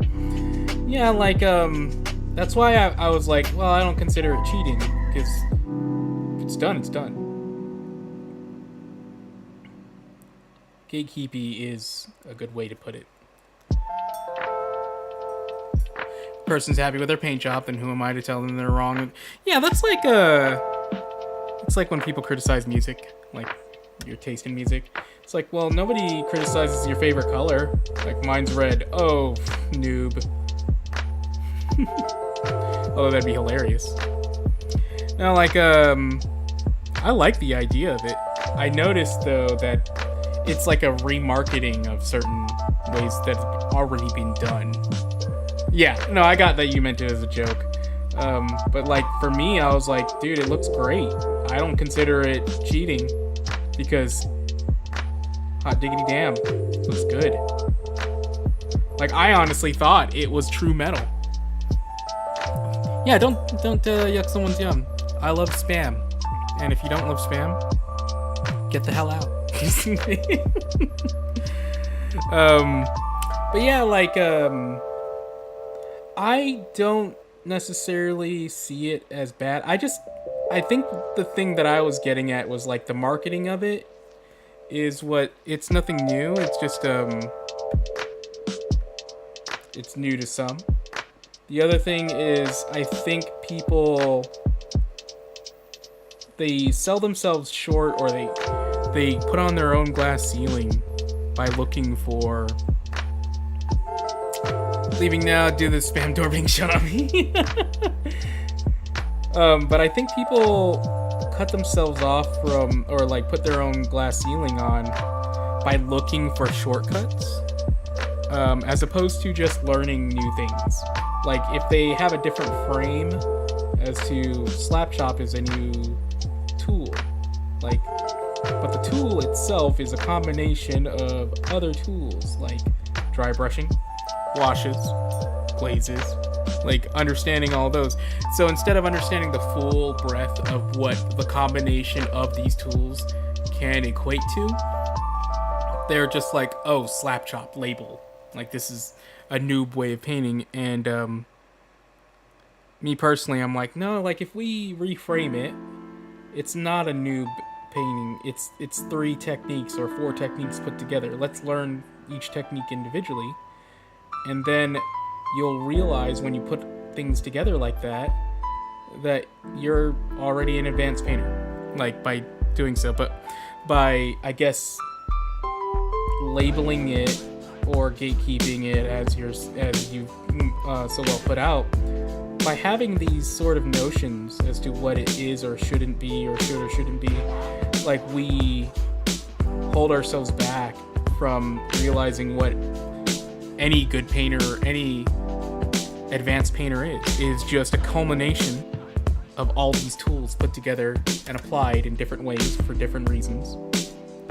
And once you let go of the arbitrary labels or ways to apply things, that's when you become the advanced painter.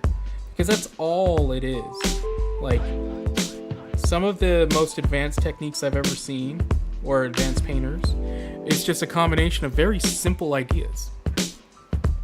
Just applied multiple times and regularly, like repetition and all that. Like, that's it. And that's all it is reps. But if you just think that slap chop's the only way, or like I need to find a shortcut or whatever, and then like, I don't know, it just feels like you cut yourself off from just that extra step of understanding that can really put you into a new league of painter for yourself. I'm gonna add some white to this yellow. Start highlighting. Also, I can't believe you don't like Spam.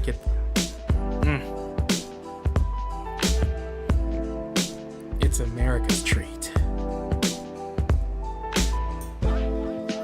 Put a little brown sugar, soy sauce, mirin, mix it all together, baste it. So good. Onigiri, made with Spam.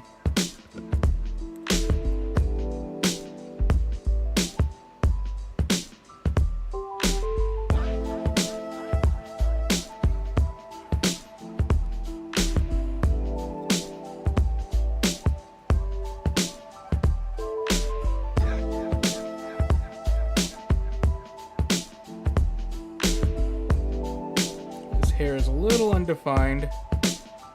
It's fine.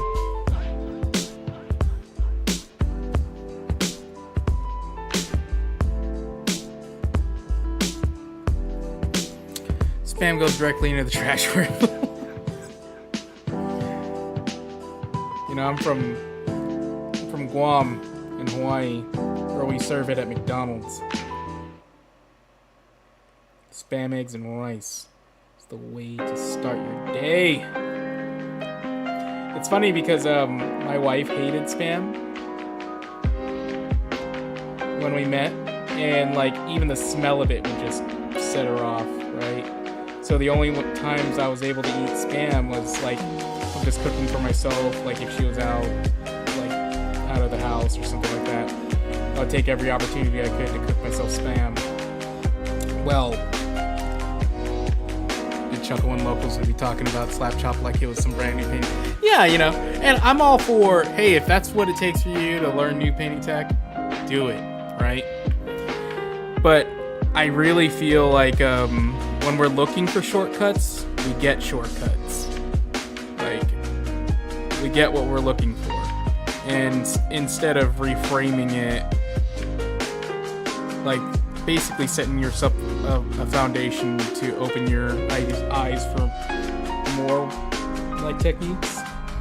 Then again, though, some people aren't like trying to become better all the time. You know, they just want to get their 3 colors and move on, or you know, like just paint to a certain mid-standard or whatever. Like they're not looking for the same things I'm looking for. Then who cares, right? Who cares about if this tech is all there is?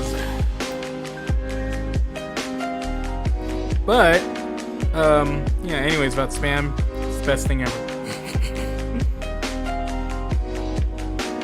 Oh, I was talking about my wife. Okay, so she couldn't stand Spam. Like, and I liked Spam a lot, and one day I was just like, no, you're gonna eat it. Like, I'm gonna cook it in a way that will be palatable to you. And now she loves it. Like, and she used to also not like eggs, like runny eggs, like sunny side up, over easy, any runny yolk. She pretty much only wanted scrambled. Now, Spam, eggs, and rice, she gets mad if I crack her yolks.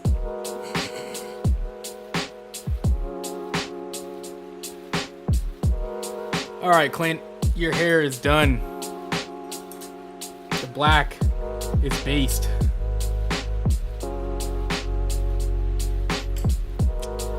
Let's see. Do we want simple? Do we want complex?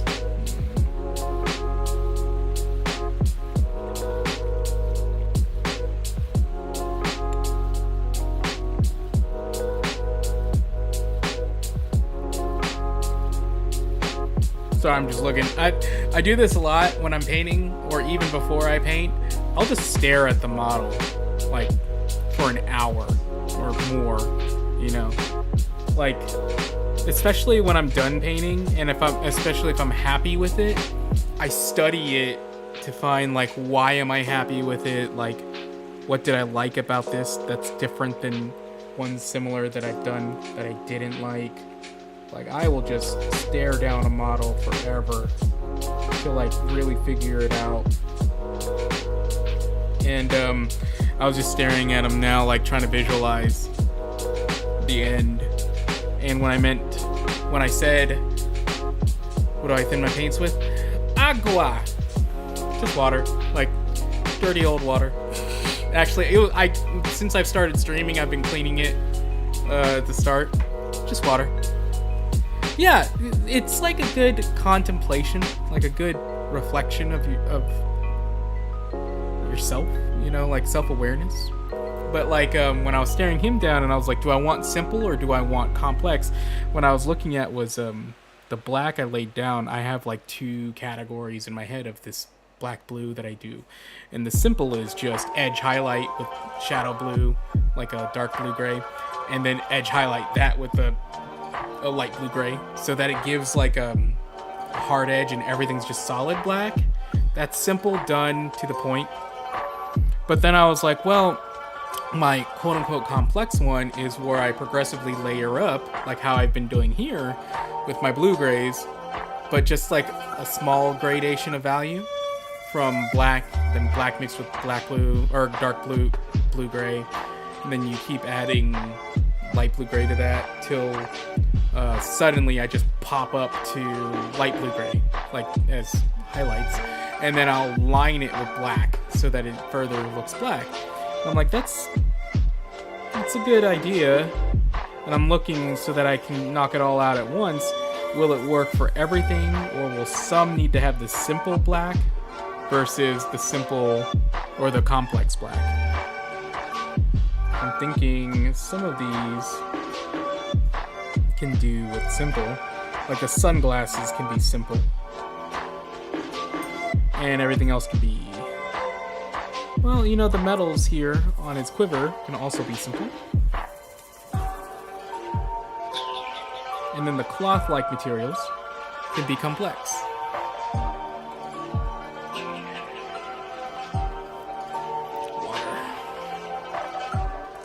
What do you thin your paints down with? Just water? Sometimes I'll throw in medium, like a glazed medium, if I want it to have some body.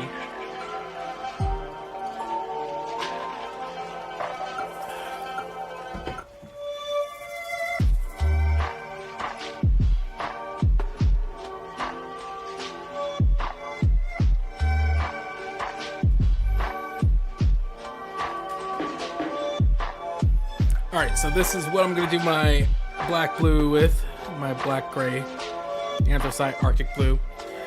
These are my workhorse grays.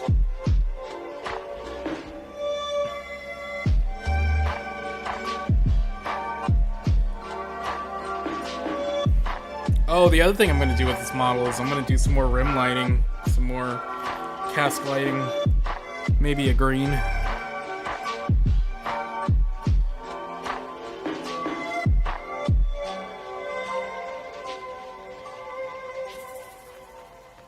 The heck? I don't want this to suddenly burst out. Gotta clean out the nozzle here.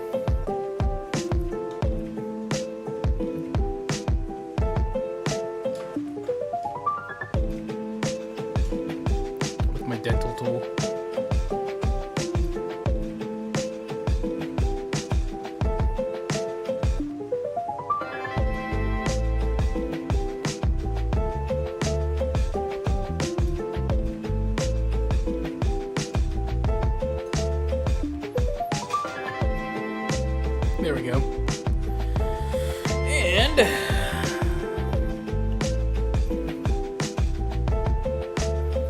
light blue gray.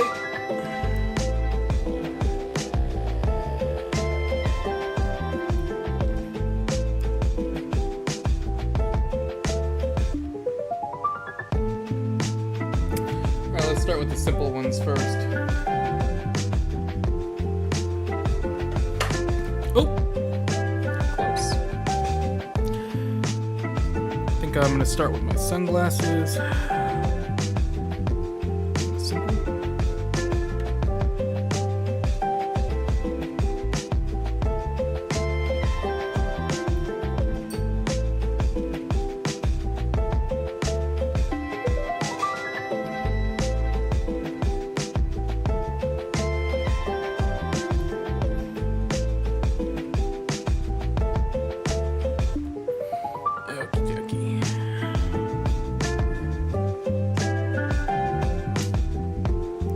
Simple simples.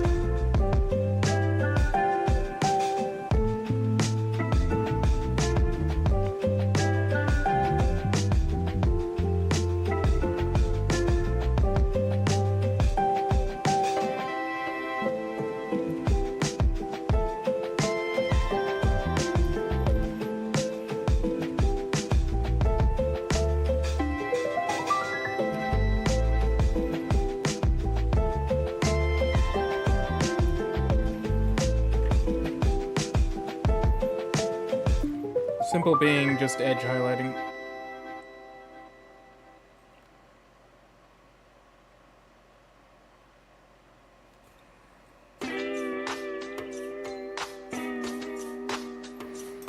And now we get the light blue gray. Oh, the reason why I asked you thin with the last 2 weeks, I've been thinning with a mix of thinner and flow improver. It's been nice to mix colors with.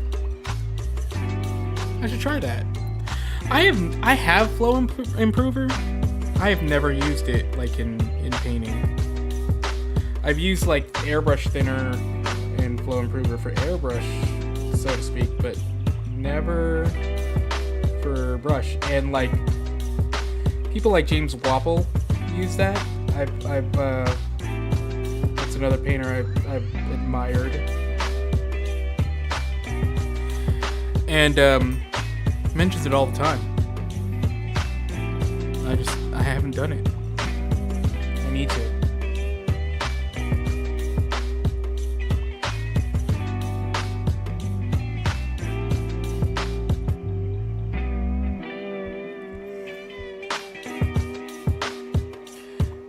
I might throw in some black on that eye.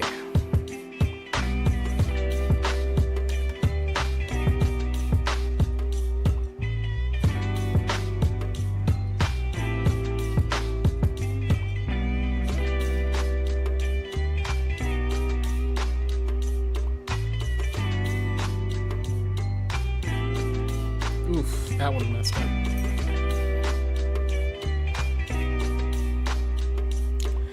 Thanks for the hobby hangout tonight. Got some paint on models, got to shoot the breeze with you, hopping off to watch Daredevil. Dang it! I'm gonna watch it too. Hope you and the family have a good night. Hey, buddy, thank you. Appreciate it. Thanks for sharing your stuff. Enjoy your night. Enjoy your Daredevil. I might be calling it relatively soon once I get some of these highlights on. So you enjoy your week. I'll see you next time. If you ever wanted some feedback on me models, more than happy to return the favor. Oh, buddy. Scared me there. I'll take you up on that. You have yourself a good one, buddy.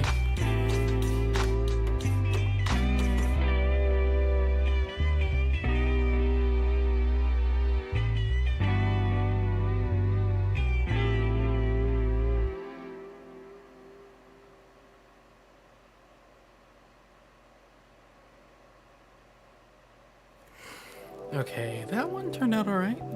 That's a good one. Let's throw in some black to separate that.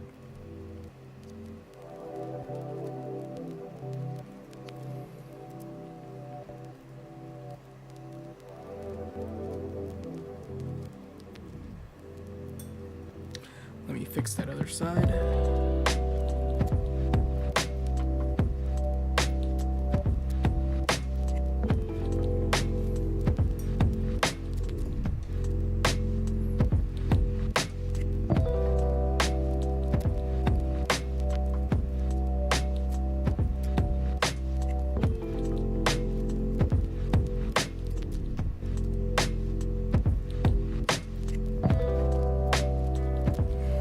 I like how that turned out. Well, no, maybe not.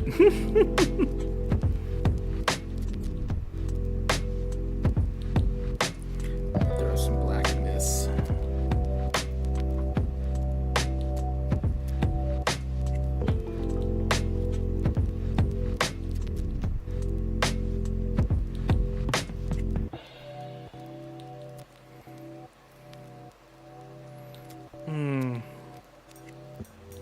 Looks a little bug-eyed.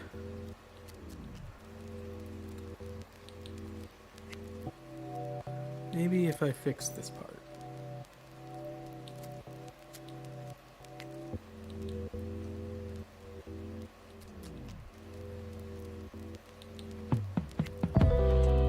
Okay, that made it worse.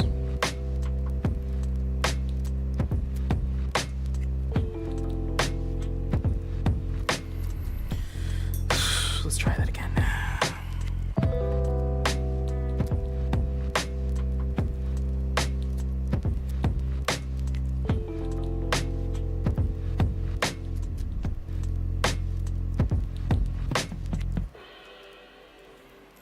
Boy, what's happening?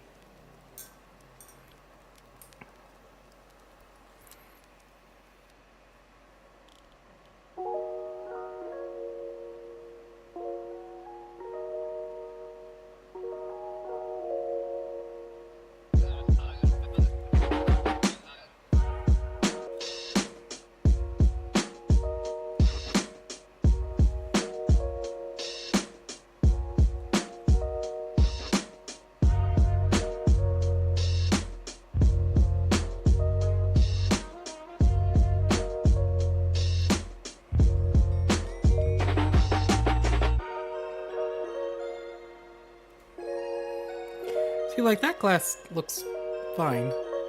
He's just surprised. Oh, man. He's a pirate right now. Like, that side turned out alright.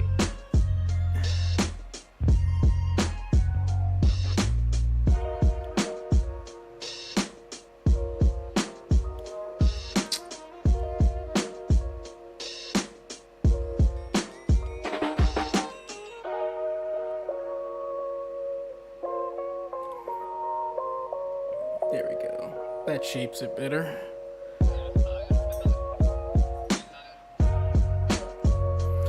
Now, let's try this again.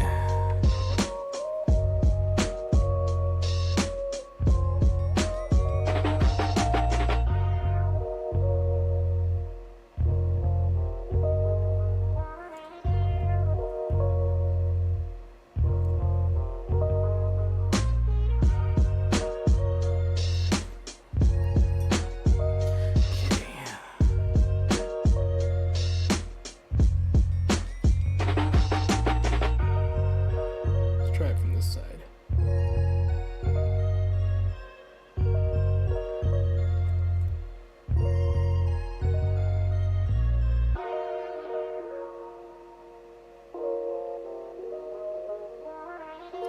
Need to thin this down more.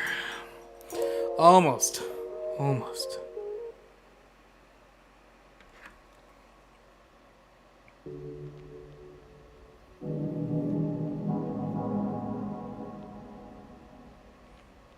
Oh, that works. That works. Work it, girl.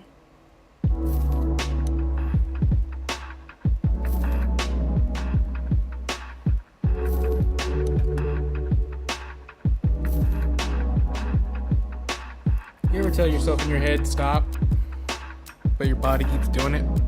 Yeah, me neither.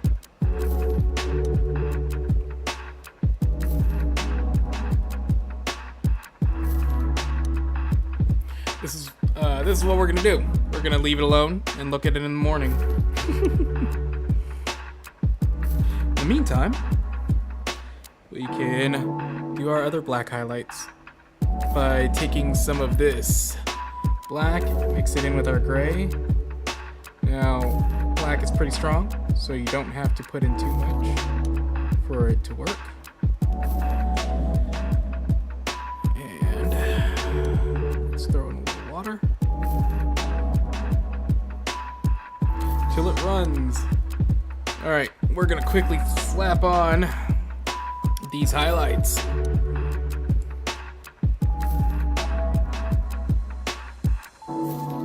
Doesn't have to be perfect. I don't want them rough anyways.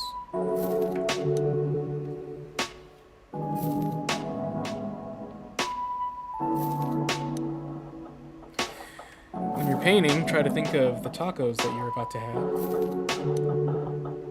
to make your hunger worse. That tip was brought to you by tacos. Tacos muy caliente.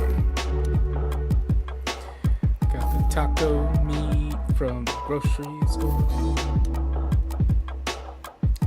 Guacamole from the grocery store.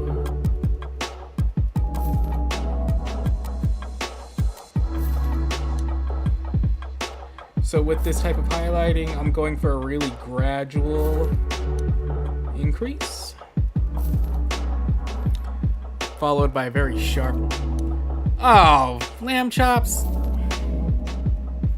Get out of here. Look at me, I cook.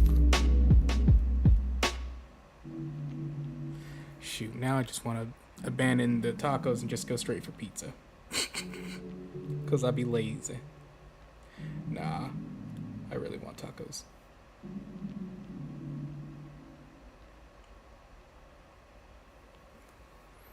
The other night I had Taco Bell and I consider life choices at that point.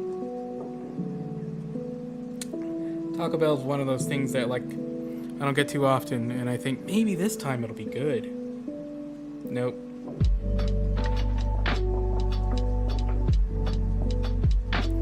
Why do we do this to ourselves? It's Greek tragedy. It's like an abusive relationship. You just think it's going to be different this time. Turns out it's just bad. They have Cenobites.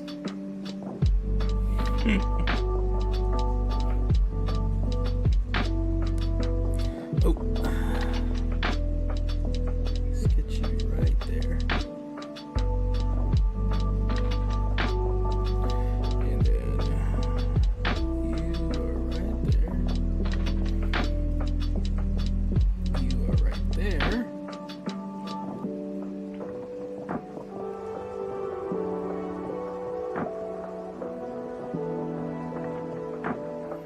You ever wonder if magicians' doves are happy?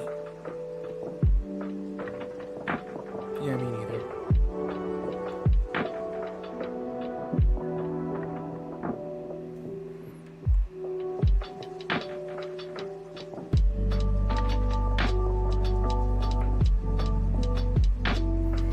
What was John Woo's obsession? Or not John Woo.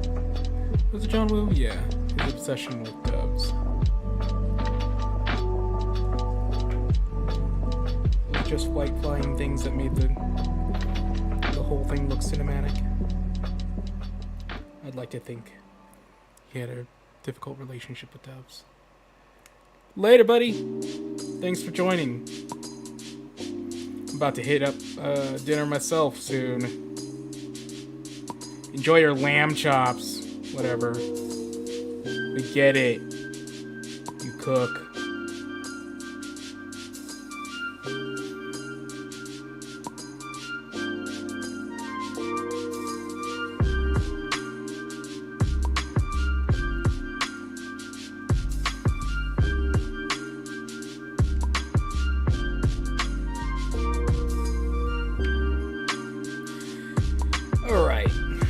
Pretty close to a time to call, but we can finish up our gray highlights. Need to thin this down a bit.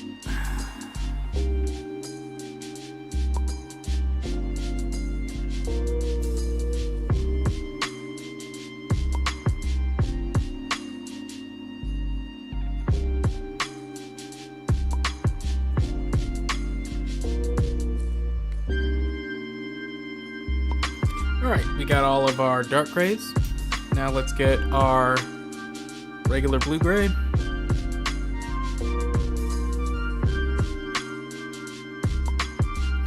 quickly throw those in.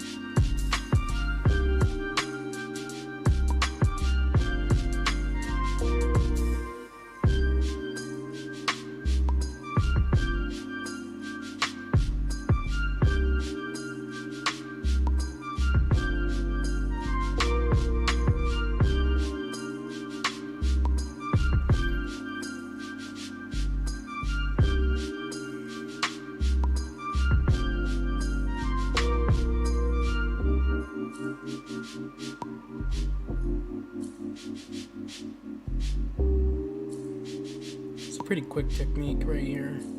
I usually use this for my black straps, black leather kind of stuff.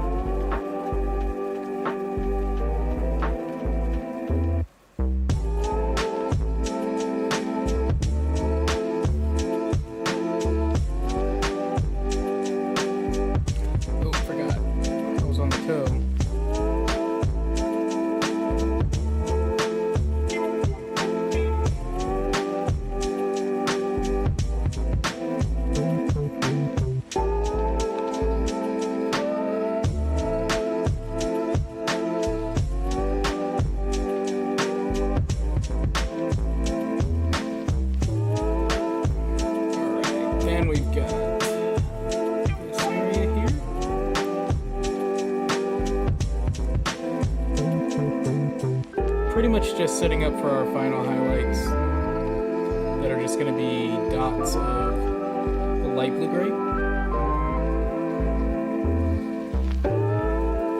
So whenever you're doing this sort of stuff, try to keep it in mind. It's got one higher jump of the color.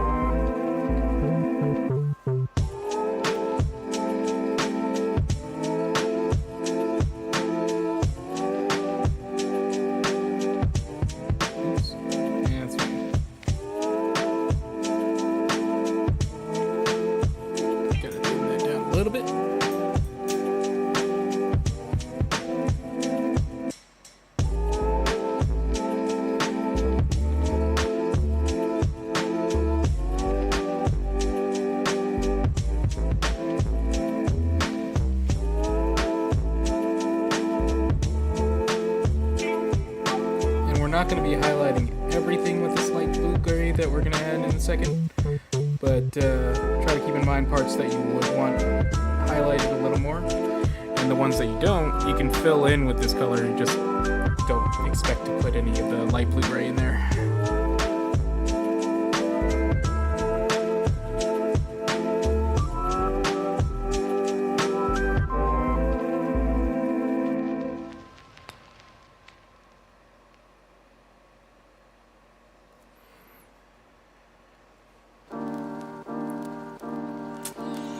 I didn't put any of that color here, so let me try to put some there.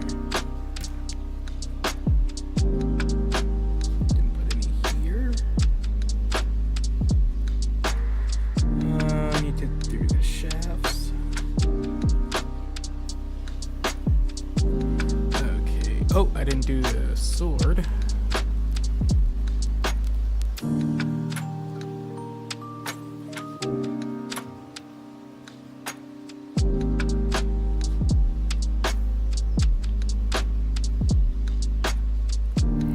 Sloshing this, but the cool thing about this doing this color stuff or this particular color is that most of it's not noticeable until you hit that last step, so you can get messy and it actually lends to some of the variation that you'll need.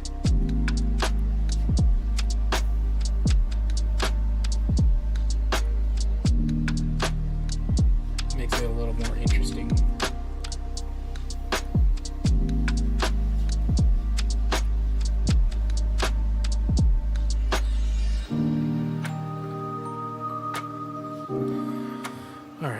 other spots need a little highlight. Maybe the gloves here.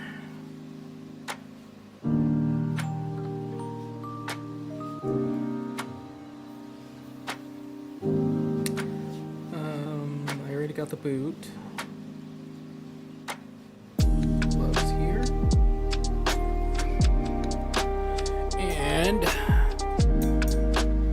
let's get that dark blue, gray, black color going real quick, because I forgot to throw it on here. Okay, now for the extreme jump. And this will be the final part of the night. This is what really kind of sells like a shiny leather.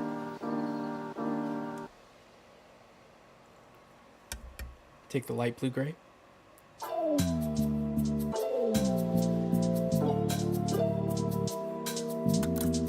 And you just do some real extreme peaks.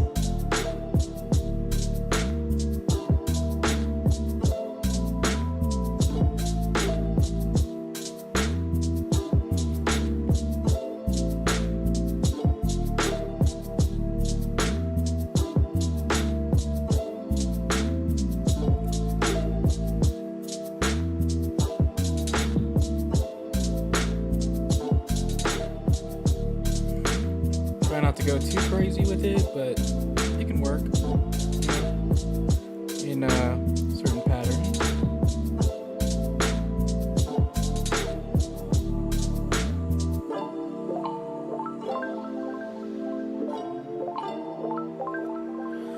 All right.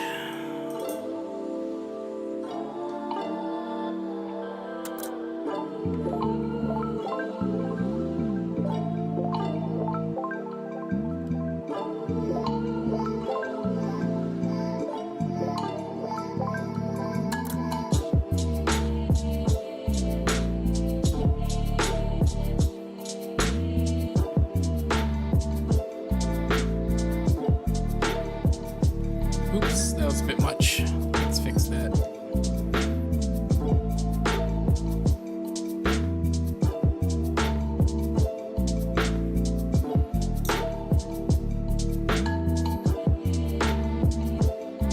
Might throw some black in there.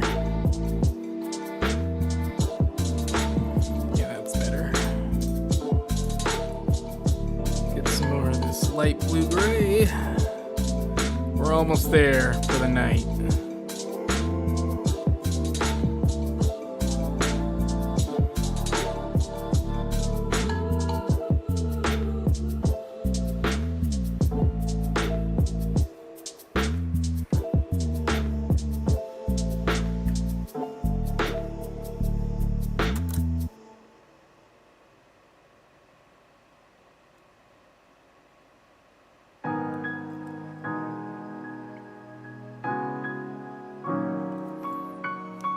Liking where he's coming at. Like at the start of this, I'll be honest, like I didn't like this Hawkeye model after when I was first painting it, but now that we've been doing this, I'm digging it. I'm digging it.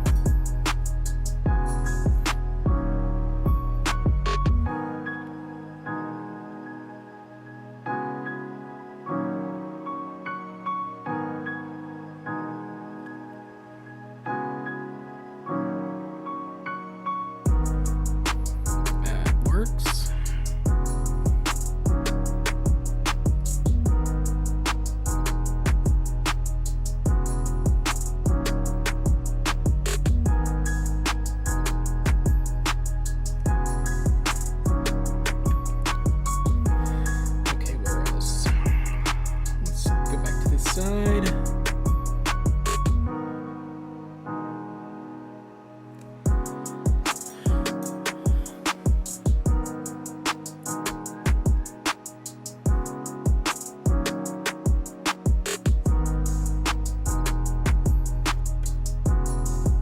What's crazy is that like there's not a lot of colors in this. He's actually got a very limited palette. Blacks, grays, pink, or I guess purple.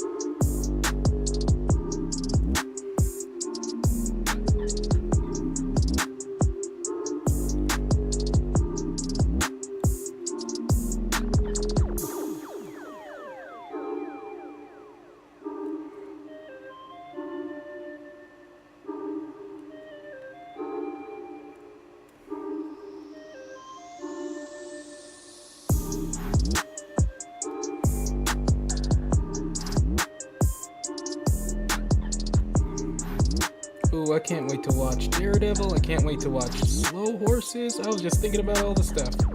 Like, man, I really like that Slow Horses show. Gary Oldman. What a treasure. He farts everywhere. It's great.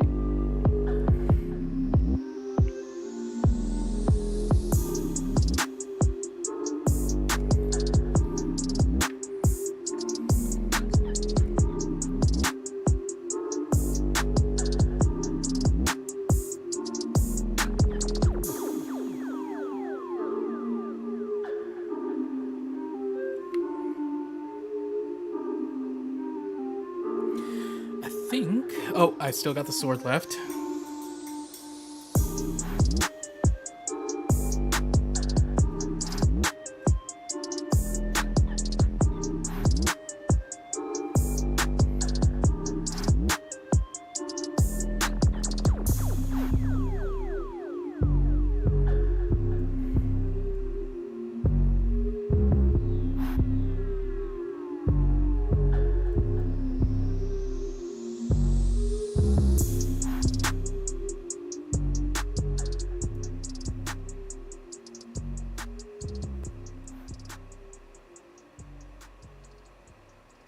Not the greatest of sculpts. Sword. That's fine.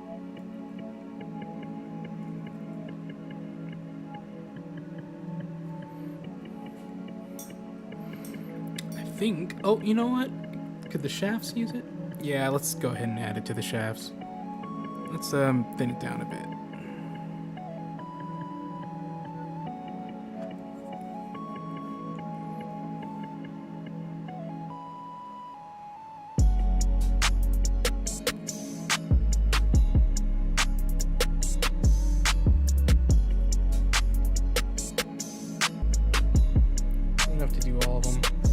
Just some of them.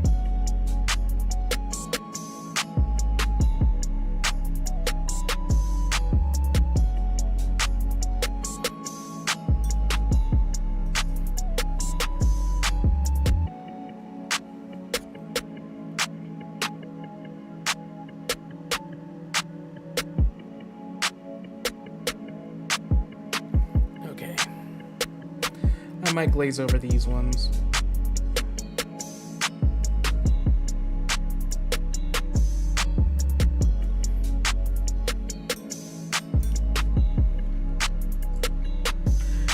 anywhere else that needs the light Blu-ray,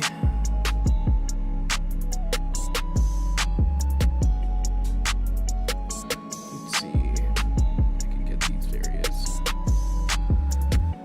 Oh, the boot. Almost forgot. This back boot.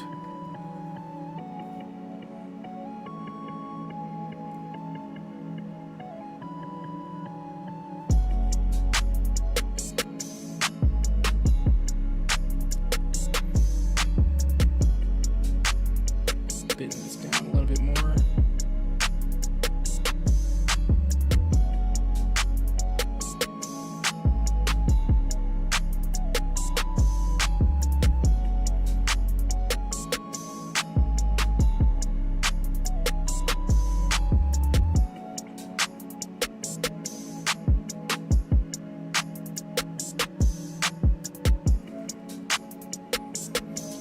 All right, what do we think? Looking good. Not terrible. I might rethink those glasses, but I think that's it for the night. I think that's good enough for tonight. We would just have the bow, the sword, and then the base. Not bad. Well,